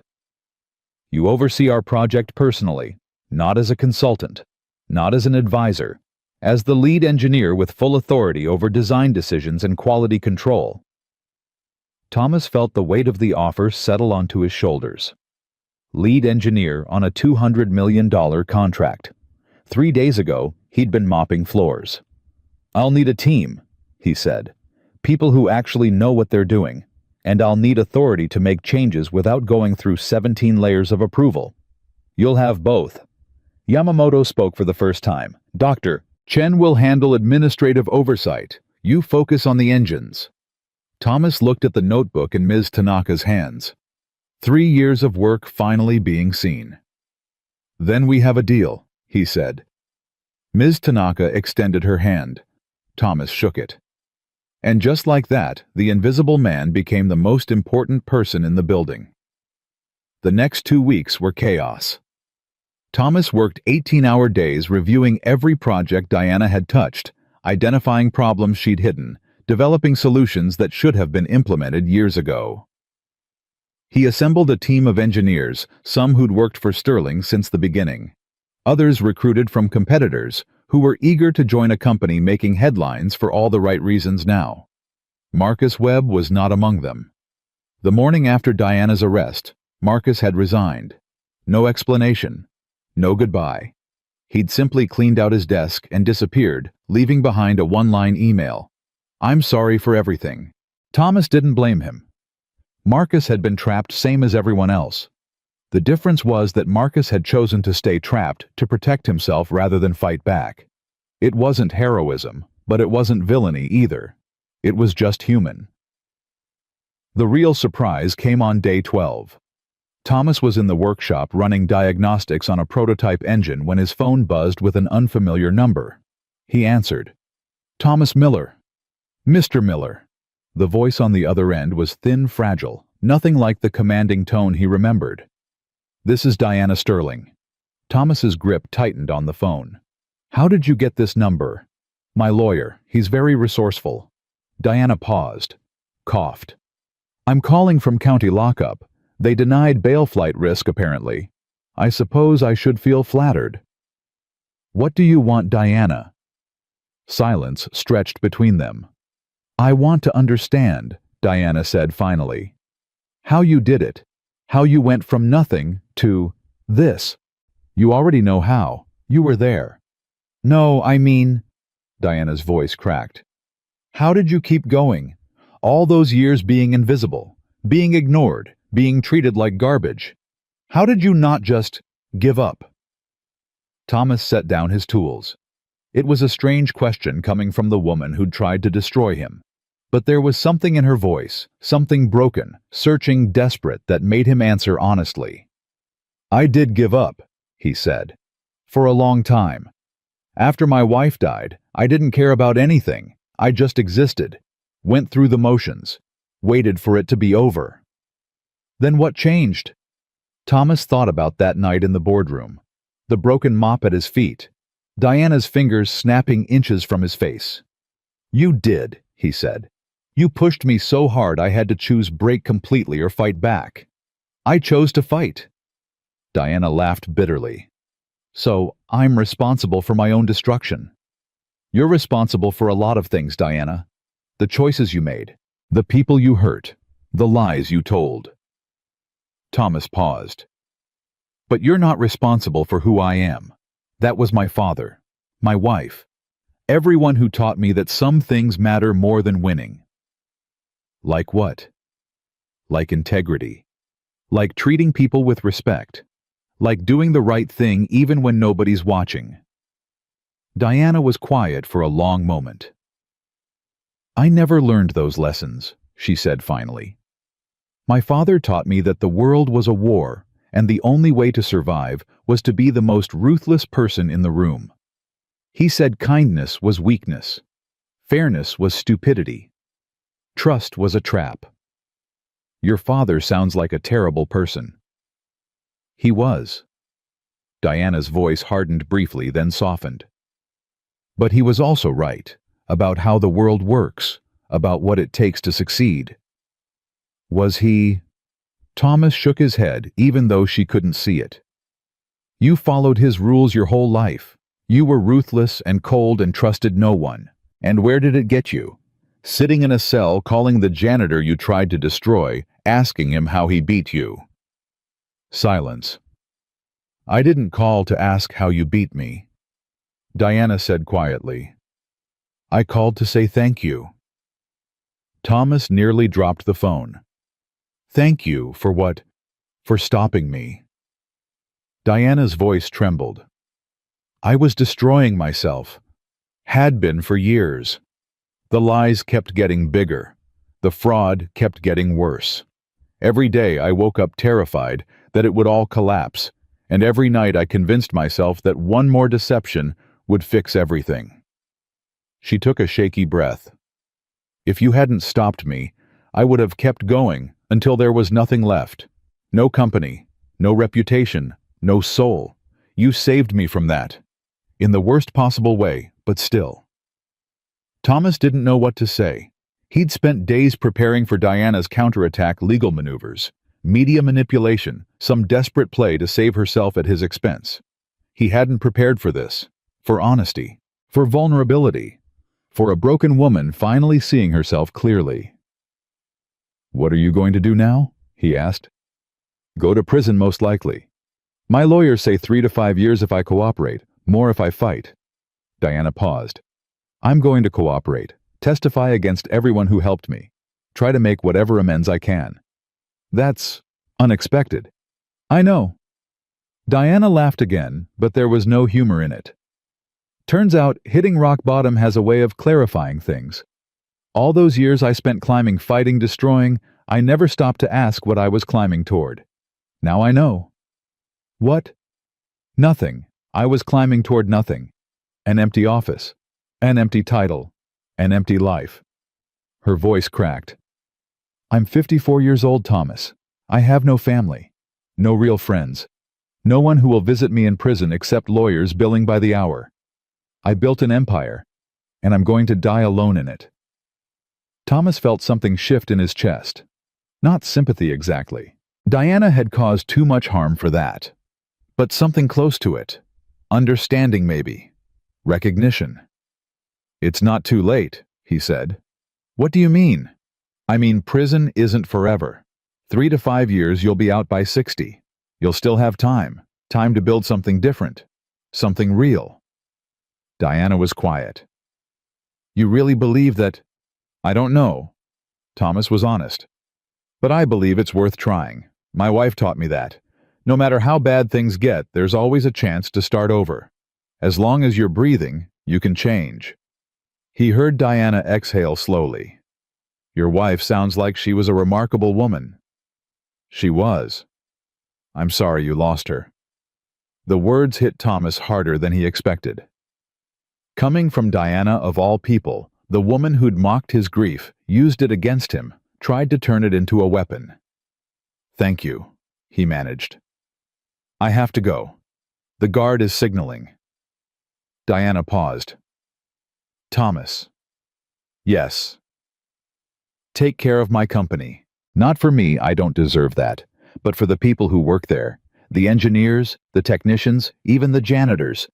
They didn't do anything wrong. They shouldn't suffer for my mistakes. Thomas thought about the employees he'd worked beside for 3 years, the ones who'd ignored him, the ones who'd looked right through him, but also the ones who'd smiled, the ones who'd said good morning, the ones who'd treated him like a human being even when their boss didn't. I'll take care of them, he said. Good. Diana's voice steadied. Goodbye, Thomas. Goodbye, Diana. The line went dead.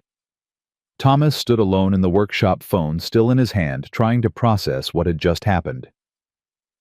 Diana Sterling, the woman who'd broken a mop over her knee to humiliate him, who'd threatened to destroy his life, who'd built her entire career on cruelty and deception, had just apologized, had just thanked him, had just asked him to take care of the people she'd spent years mistreating. The world was stranger than Thomas had ever imagined. He pocketed his phone and returned to the engine. There was still work to do. 2 days later, the restructuring was announced. Sterling Engine Works would continue operations under new leadership. Kenji Yamamoto would serve as chairman of the board. Dr. Margaret Chen would become CEO. And Thomas Miller, former janitor, former invisible man, former nobody, would become chief technical officer, overseeing all engineering projects across the company. The press conference was a circus. Reporters shouted questions. Cameras flashed. Social media exploded with reactions, most of them positive, some skeptical, a few outraged that a janitor had been elevated to such a prestigious position. Thomas stood at the podium, blinking against the lights, feeling completely out of his depth. Mr. Miller, a reporter in the front row raised her hand. How does it feel to go from cleaning toilets to running $1 billion engineering division? The question was designed to embarrass him, to remind everyone where he'd come from, to suggest that he didn't belong here in this room with these people. Thomas thought about his father, about William Miller, who'd solved problems that stumped doctoral graduates and never received a word of recognition. It feels right, Thomas said quietly. The reporter frowned. Can you elaborate? My father worked at Ford for 32 years. He was the best engineer they had, everyone knew it. But he never got promoted, never got recognized, because he didn't have the right degree, the right connections, the right background. Thomas looked directly into the cameras. He died believing that his knowledge would disappear with him, that everything he'd learned, everything he'd taught me would be lost because the world didn't value people like us. He paused. I'm standing here today because he was wrong. His knowledge didn't disappear. It's in my hands, in my ears, in the way I hear engines that most people just hear as noise. And now, finally, the world is seeing what he always knew, that talent doesn't care about degrees or titles or corner offices. It only cares whether you can do the work. The room was silent. So how does it feel? Thomas repeated the question. It feels like vindication. Not for me, for my father. For everyone who was ever told they weren't good enough, smart enough, important enough to matter. He stepped back from the podium. Now, if you'll excuse me, I have engines to fix. Thomas walked off the stage, leaving behind a room full of stunned reporters and a company full of people who were finally starting to see him. Not as a janitor, not as a curiosity, but as someone who belonged. That night, Thomas drove to the cemetery. He hadn't been here since Sarah's funeral. 2 years of avoiding the place where he'd said goodbye, where he'd watched her casket descend into the earth, where he'd felt his heart break in ways that still hadn't healed. But tonight, he needed to be here. He parked and walked through the darkness until he found her headstone. Sarah Ann Miller. Beloved wife, eternal light. 1967-2022. Thomas knelt in the grass. "Hey, baby," he whispered. "It's me." The wind rustled through the trees. Somewhere in the distance, a dog barked. "I did it. Everything you asked me to do. I didn't give up. I remembered who I was, and I found my way back." He touched the cold stone. "I wish you were here to see it. I wish you could meet Dr. Chen. You'd like her. She reminds me of you. Tough, smart, no tolerance for nonsense." He smiled through tears he didn't bother to hide. "I wish you could see the workshop, the team, the way people look at me now. Not through me, at me." Thomas sat back on his heels. "I'm going to be okay, Sarah. For the first time since you left, I really believe that. Not because of the job or the title or any of that, because I finally feel like myself again. The person you married, the person you believed in." He wiped his eyes. "I love you. I'll always love you. And I'll keep making you proud, every single day." Thomas stood slowly. The headstone gleamed in the moonlight. He touched it one more time. Then he walked back to his car and drove toward his new life. 1 year later, Thomas Miller stood in the center of Sterling Engine Works' new Advanced Diagnostic Center and watched his team bring an engine to life. The machine hummed with the smooth rhythm of perfect synchronization. Diagnostic screens glowed green across every parameter. The sound that filled the workshop was music, the kind of music only people like Thomas could truly hear. "Thermal stability confirmed," called out Jennifer Hayes, a young engineer Thomas had recruited from a community college in Ohio. She'd been working as a gas station mechanic when he found her. Now she was one of the best diagnostic specialists in the company. "Harmonic frequency locked at optimal. 0 deviation across all systems." Thomas nodded. "Fuel injection timing. 0.03% variance, well within tolerance. Cooling system efficiency. 97.8%, 2 points above specification." Thomas allowed himself a small smile. This engine, the Nakamura flagship model, had been his obsession for the past 11 months. Every calculation, every calibration, every tiny adjustment had been guided by the principles his father had taught him in that Detroit garage decades ago. Listen to the heartbeat. Respect the machine. Fix it right, not fast. "Shut it down," Thomas said. "We're ready for delivery." The engine settled into silence. Jennifer and the rest of the team erupted in cheers, high fives, the relieved celebration of people who'd worked impossible hours to achieve something extraordinary. Thomas stepped back and watched them. 1 year ago, most of these people hadn't existed in his world. Jennifer had been changing oil for minimum wage. Marcus Chen, no relation to Margaret, had been teaching high school auto shop after being rejected from every engineering program he'd applied to. Darnell Washington had been driving a truck, spending his nights studying mechanical engineering textbooks in rest stop parking lots.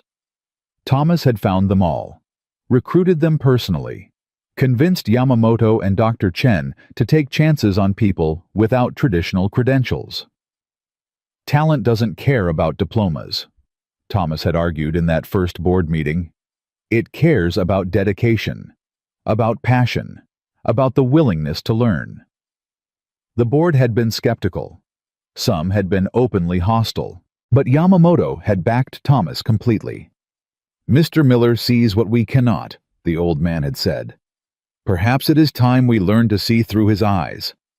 1 year later, Thomas's unconventional team had delivered projects ahead of schedule, under budget, and above specification. The Nakamura contract was just the latest success. 3 other major clients had signed new agreements specifically because of Thomas's reputation for quality and integrity. Sterling Engine Works wasn't just surviving anymore, it was thriving. The celebration continued around Thomas as he walked toward his office. Along the way, employees nodded respectfully. Some smiled. A few called out congratulations. Nobody ignored him anymore. Nobody looked through him. Thomas reached his office, a modest space on the workshop floor, not the 40th floor executive suite that had once belonged to Diana Sterling. He'd refused that office when Dr. Chen offered it.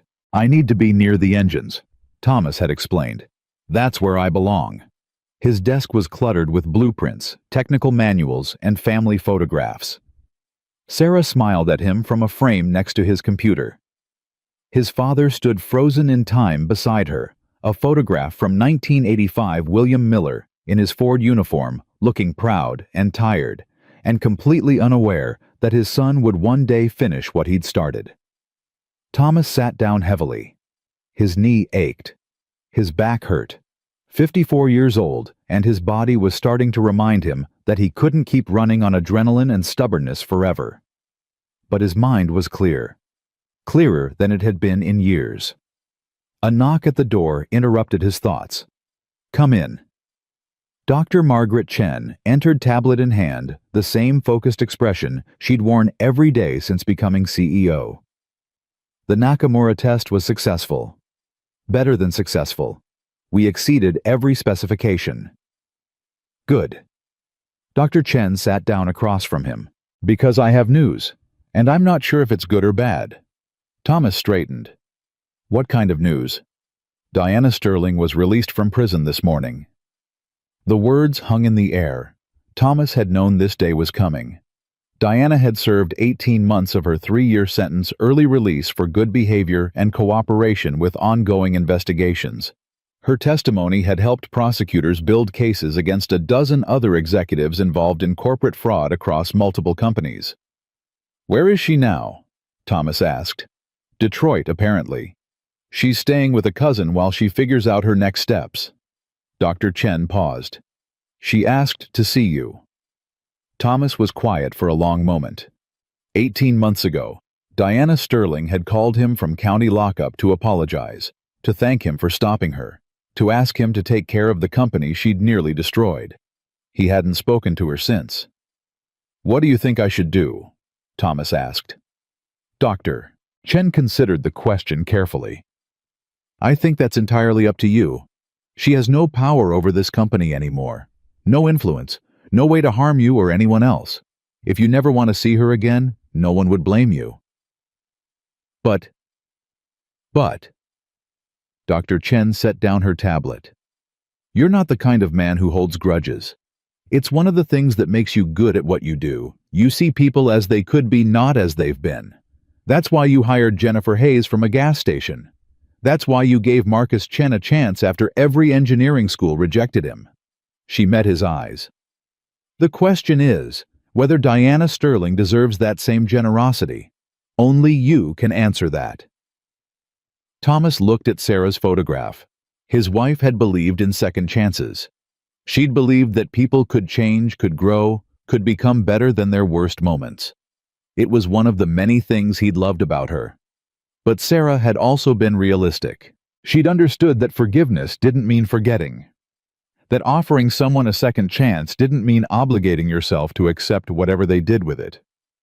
"Tell her I'll meet her," Thomas said finally. "Tomorrow, somewhere public." Dr. Chen nodded and stood. "I'll make the arrangements." She paused at the door. "Thomas." "Yes. Whatever happens tomorrow, remember who you are. Not who you were, who you are now." She smiled slightly. "The man who hears engines speak. The man who sees talent in places others ignore. The man who built something remarkable from the ashes of someone else's failure." She left. Thomas sat alone with his thoughts, his aching body, and the weight of a decision he wasn't sure how to make. The coffee shop was busy with the morning rush. Thomas arrived early, claimed a table near the window, and watched people move through their ordinary lives. Mothers with strollers, Businessmen on phones. Teenagers laughing at something on their screens. None of them knew who he was. None of them cared. It was strangely comforting, this anonymity. After a year of media attention and industry recognition, Thomas had learned to appreciate moments when he was just another middle-aged man drinking bad coffee and waiting for something to happen. The door opened. Diana Sterling walked in. She looked different, older, thinner. The perfect hair and designer clothes were gone, replaced by simple jeans and a worn jacket. No makeup, no jewelry. No visible trace of the woman who'd once commanded a billion-dollar empire. She spotted Thomas and walked toward him slowly, hesitantly, like someone approaching a wild animal that might bolt at any moment. Thomas. Her voice was quieter than he remembered. "Thank you for meeting me." "Sit down." Diana sat across from him. Up close, Thomas could see the lines around her eyes, the gray streaks in her hair, the weight of 18 months in prison etched into every feature. "You look good," she said. "Successful agrees with you." "You look tired." Diana laughed, a dry, humorless sound. "Prison will do that to you. Although honestly, the exhaustion started long before they locked me up. I just didn't know how to admit it." Thomas waited. Diana fidgeted with a napkin, tearing small pieces from the corner. A nervous habit completely at odds with the commanding presence she'd projected in her corporate life. "I've been thinking about what I'm going to say to you for 18 months, she finally said. "Rehearsing speeches, preparing arguments, trying to find the perfect words to explain myself. And now that I'm sitting here, none of it seems to matter." Diana looked up at him. "You don't need my explanations. You don't need my excuses. You've moved on, built something incredible, helped people I would have dismissed without a second thought." She shook her head. "I came here because I needed to see it, needed to see you, needed to confirm that what I lost wasn't just money or power, but the chance to be part of something good." Thomas considered her words carefully. "What do you want, Diana?" "Honestly?" She laughed again, but this time there was genuine emotion behind it. "I don't know. For the first time in my life, I have no plan, no strategy, no goal to chase. I'm 55 years old with a criminal record and no skills beyond exploiting people and manipulating numbers." She met his eyes. "I'm terrified, Thomas. I've never been this terrified in my life. And I think that might be a good thing." Thomas was quiet for a moment. "Why?" "Because fear means I'm finally paying attention. All those years climbing the corporate ladder, I wasn't afraid of anything. Not failure, not exposure, not losing everything. I was so convinced of my own invincibility that I couldn't see the cliff I was running toward." Diana's hands trembled slightly. "Now I can see it. Now I understand how close I came to destroying not just myself, but everyone around me. And that fear, it keeps me honest, keeps me humble, makes me think twice before I speak, before I act, before I make decisions that affect other people." She paused. "I know you have no reason to believe me. I know my word means nothing after everything I've done. But I wanted you to hear it anyway. Not because I expect forgiveness or redemption or a second chance. Just because you deserve to know that the woman who tried to destroy you finally understands why she was wrong." Thomas looked at Diana Sterling. Not the CEO who'd snapped her fingers in his face.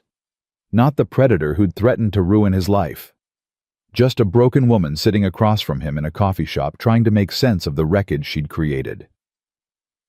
"When I was mopping floors at Sterling," Thomas said slowly, "I used to watch you through the glass walls of your office. You'd be on the phone or in meetings or staring at your computer with this expression on your face that I couldn't understand."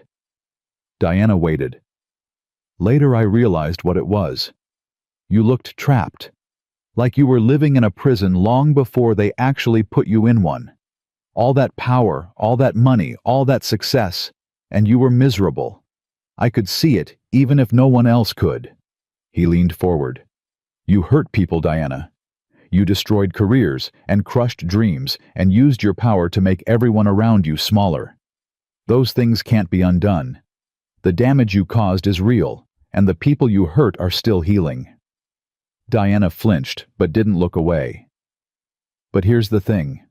Thomas's voice softened. You're not the same person you were 18 months ago. I can see it. The way you're sitting, the way you're talking, the way you're actually listening, instead of just waiting for your turn to speak. Something changed. Prison has a way of stripping away pretense. So does losing everything.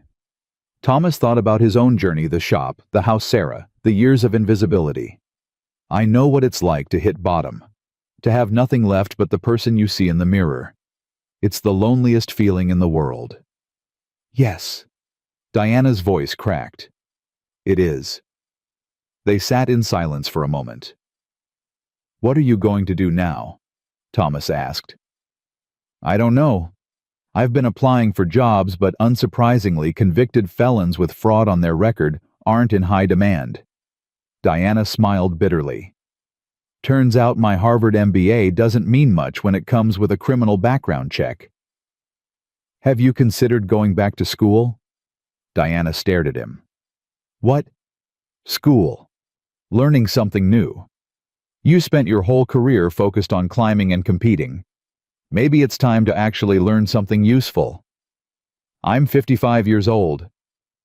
So I was 53 when I went from janitor to chief technical officer.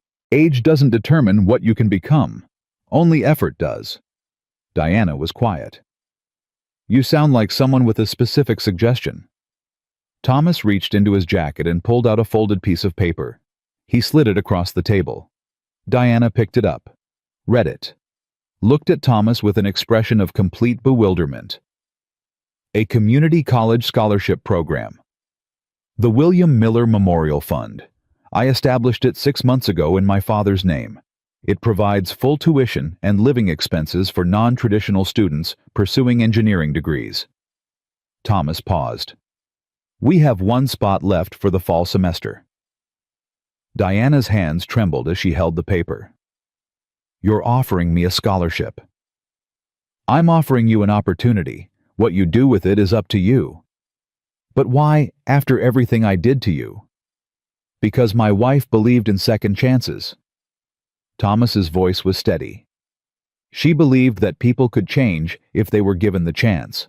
She believed that past mistakes don't have to define your future. He stood up. I'm not offering forgiveness, Diana. That's not mine to give. You have to earn that from all the people you hurt. But I am offering you a chance to start over, to learn something new, to become someone different. Diana looked at the paper in her hands like it was made of gold. I don't know what to say. You don't have to say anything. Just think about it. Applications close in 2 weeks. Thomas walked toward the door, then stopped. One more thing. Diana looked up. If you do apply, you'll be treated like every other student. No special treatment, no shortcuts. You'll have to earn your place, same as everyone else. My father would have insisted on that. Diana nodded slowly. I understand. Good. Thomas opened the door.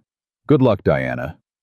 He walked out into the morning sun, leaving behind a woman who was finally ready to become someone new. 6 months after that coffee shop meeting, Thomas stood at a podium in Sterling Engine Works' main auditorium.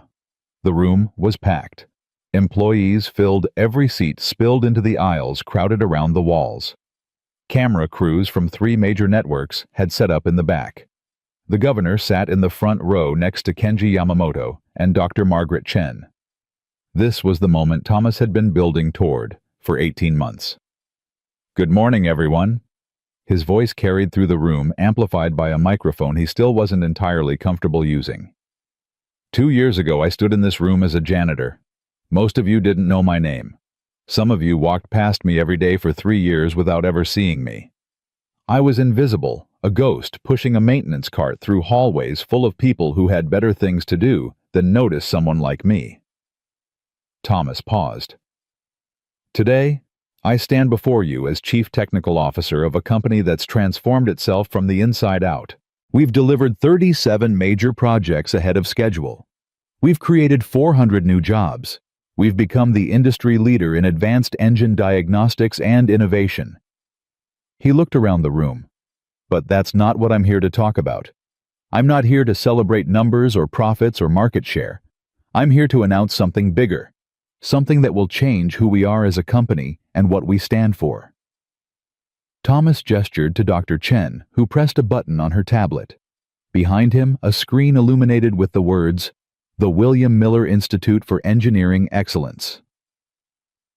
Starting today, Sterling Engine Works is establishing a new division dedicated to identifying and developing non-traditional engineering talent. We're committing $100 million over the next 5 years to scholarships, training programs, and apprenticeships for people who've been overlooked by the traditional education system. The room buzzed with surprised murmurs. "This institute is named after my father, William Miller. He worked at Ford for 32 years.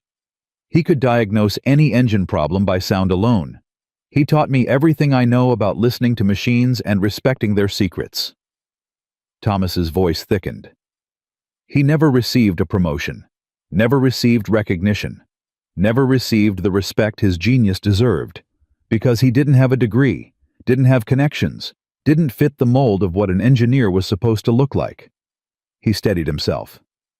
"My father died believing his knowledge would disappear with him, that the world didn't have room for people like him, people with talent, but without credentials, with skill, but without status, with genius, but without degrees." Thomas looked directly into the cameras. He was wrong, and this institute will prove it. He stepped away from the podium, allowing the moment to settle over the audience. Dr. Chen stood and walked to the microphone. "The first class of William Miller Fellows will begin this fall. We've received over 3,000 applications from across the country. Mechanics, truck drivers, factory workers, anyone with a passion for engineering and a willingness to learn." She smiled. "And I'm proud to announce that one of our fellows is someone with a rather unique background." The screen changed to show a photograph. Diana Sterling. The room erupted in shocked whispers. Thomas watched the reaction carefully. He'd known this would be controversial. The woman who'd nearly destroyed the company being offered a scholarship by the man she'd tried to destroy. But it was the right choice, not because Diana deserved redemption, because second chances were the foundation of everything Thomas had built. Dr. Chen raised her hand for quiet. Ms. Sterling applied like any other candidate. She went through the same evaluation process. She was judged by the same criteria, and she was selected because she demonstrated the same qualities we look for in all our fellows: humility, willingness to learn, and genuine commitment to becoming better than who she was. She looked at Thomas. "Mr. Miller will now explain why we made this decision." Thomas returned to the podium. "I know what you're thinking. How can we offer this opportunity to someone who hurt so many people? How can we welcome back the woman who personified everything wrong with this company?" He paused. "Here's my answer, because that's exactly what the William Miller Institute is supposed to do. It's supposed to give chances to people who wouldn't get them anywhere else. It's supposed to look past credentials and backgrounds and see the potential underneath." Thomas's voice strengthened. "Diana Sterling committed crimes. She served her time. She's faced consequences that will follow her for the rest of her life. But she also demonstrated something during her time in prison: a willingness to change. A recognition of her failures. A genuine desire to become someone different." He looked around the room. "My father was judged by his background and dismissed despite his brilliance. Diana Sterling will be judged by her background and given a chance despite her failures. Both of them deserve better than being defined by their circumstances." Thomas stepped back. "This institute isn't about rewarding good people or punishing bad ones. It's about recognizing that everyone has the potential to contribute something valuable. The question is whether we're wise enough to see it." The applause started slowly. Then it grew. Within moments, the entire auditorium was on its feet. Employees who'd watched Thomas mop floors were now cheering his vision for the company's future. Executives who'd dismissed him were applauding his leadership. Camera crews captured images that would be broadcast around the world. And somewhere in the crowd, Diana Sterling sat with tears streaming down her face, watching the man she'd tried to destroy offer her the chance to become someone new. That night, Thomas drove to the cemetery. The evening air was cool and clean. Stars dotted the sky above Detroit, the same stars that had watched over his father's garage and his wife's hospital room and his own long journey from invisibility to recognition. He knelt beside Sarah's headstone. "Hey, baby. It's been a while." The wind whispered through the grass. "I did something big today. Something you would have loved. We're going to help people like Dad. People with talent who never got a chance. We're going to prove that credentials don't define capability, that backgrounds don't determine destiny." Thomas touched the cold stone. "I wish you could see it, Sarah. I wish you could see who I've become. Not because I need your approval, I know you'd be proud, but because I miss sharing things with you. Miss seeing that smile when I told you about my day." His voice cracked. "But here's what I've learned. You're not really gone. You're in every decision I make, every chance I give someone, every time I look past what people have done and see who they could become. That's your legacy, Sarah. That belief in people. That faith in second chances." Thomas stood slowly. "I love you. I'll always love you. And I'll keep making you proud. Every single day, until we're together again." He walked back to his car. Behind him, Sarah's headstone caught the moonlight. The words engraved on its surface seemed to glow. "Beloved wife, eternal light." 2 years later, Thomas Miller retired from Sterling Engine Works. The announcement surprised everyone except those who knew him best. At 56, Thomas was at the height of his career, respected throughout the industry, wealthy beyond anything he'd imagined, positioned to lead the company for another decade or more. But Thomas knew it was time. "The Institute doesn't need me anymore," he told Dr. Chen on his last day. "It needs new voices, new perspectives, people who can take what I've built and make it something even better." "Where will you go?" Thomas smiled. "Detroit. There's a garage there that's been empty for a long time. I think it's time someone opened it up again." The William Miller Memorial Garage opened on a Saturday morning in September. It wasn't fancy. No chrome fixtures or marble floors. Just a simple workshop in a neighborhood that had seen better days, equipped with tools that Thomas had collected over a lifetime of working with engines. The sign above the door read, "Free engine diagnostics for anyone who needs it." By noon, a line stretched around the block. Single mothers with cars that wouldn't start. Elderly men with trucks that had served them for decades. Teenagers with first cars held together by hope and duct tape. People who couldn't afford mechanics and couldn't understand why their engines had stopped working. Thomas helped them all. He showed young people how to listen to their engines. He taught single parents basic maintenance that could save them hundreds in repair bills. He passed on his father's wisdom to anyone willing to learn. "Every engine has a heartbeat," he told them. "You just have to know how to listen." One afternoon, a young woman walked into the garage with an engine part in her hands and frustration on her face. "I can't figure out what's wrong with it," she said. "I've tried everything." Thomas took the part and examined it carefully. Within seconds, he identified the problem, a hairline crack invisible to the untrained eye, causing pressure loss that made the engine run rough.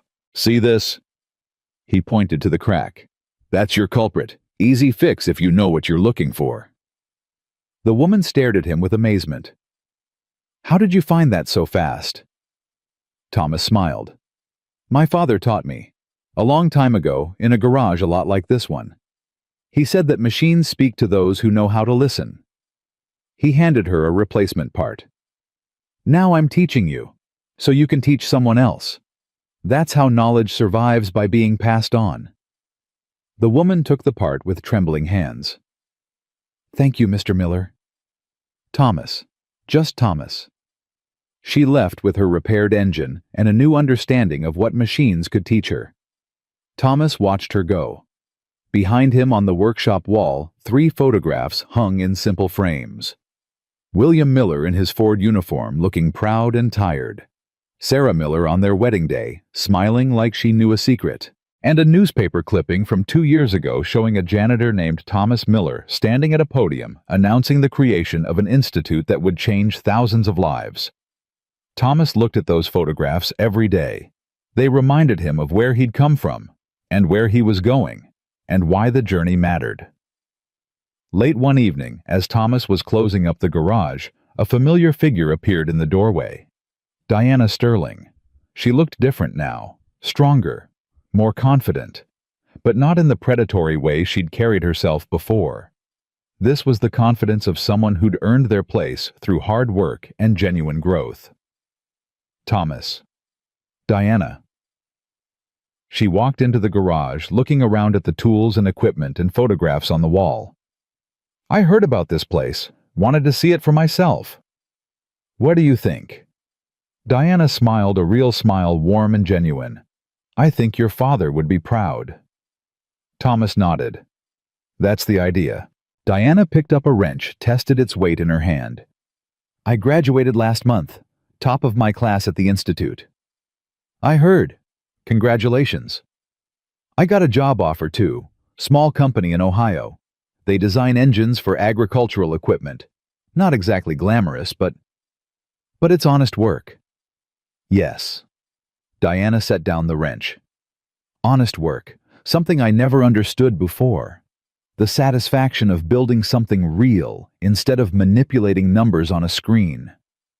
She looked at Thomas. I came here to say thank you. Not just for the scholarship, for everything. For seeing something in me that I couldn't see in myself. For believing I could change when no one else did. Thomas was quiet for a moment. You did the hard work, Diana. I just opened a door. You opened more than a door. You gave me a chance to become someone I actually want to be. Diana's eyes glistened. For 55 years I chased power and wealth and status. I climbed over everyone in my path. I destroyed people without a second thought. And at the end of all that climbing I had nothing, nothing real, nothing meaningful, nothing that would survive me. She gestured around the garage. But this, what you've built here, this will last forever. Every person you teach will teach someone else. Every life you change will change other lives. That's real legacy. That's what matters. Thomas thought about his father, about Sarah, about the long journey from invisibility to recognition and back to something simpler and more meaningful. That's what my wife taught me, he said. That the measure of a life isn't what you accumulate, it's what you give away. Diana nodded. She sounds like she was an extraordinary woman. She was. They stood in comfortable silence for a moment. I should go, Diana said finally. Early flight tomorrow. New job, new city, new life. Good luck. Thank you. Diana extended her hand. For everything, Thomas. Truly. Thomas shook her hand. Take care of yourself, Diana, and remember what you learned. I will. She walked to the door, then stopped. Thomas. Yes.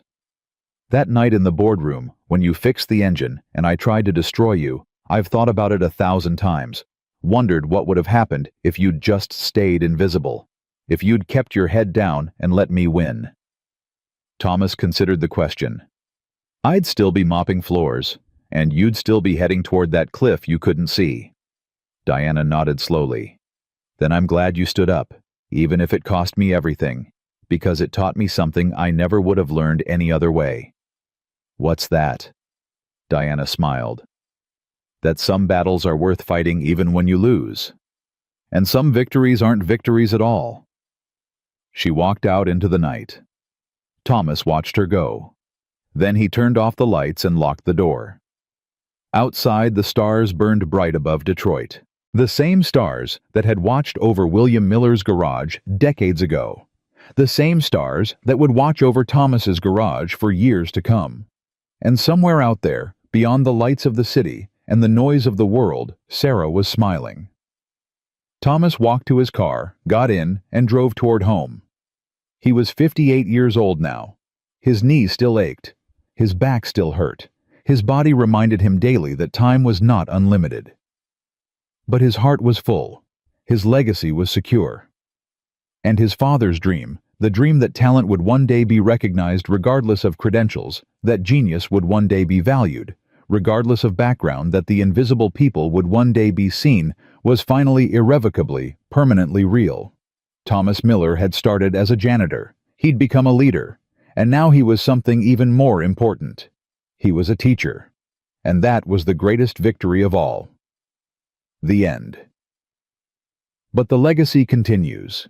In every garage where a father teaches a son about engines. In every classroom where a mentor sees potential in a student others have dismissed. In every workplace where someone chooses to lift others up instead of climbing over them. Thomas Miller's story isn't just one man's journey from invisibility to recognition. It's a reminder that talent exists everywhere, that second chances matter, that the measure of a person isn't how high they climb, but how many others they help along the way. And that every engine, like every human being, has a heartbeat. You just have to know how to listen.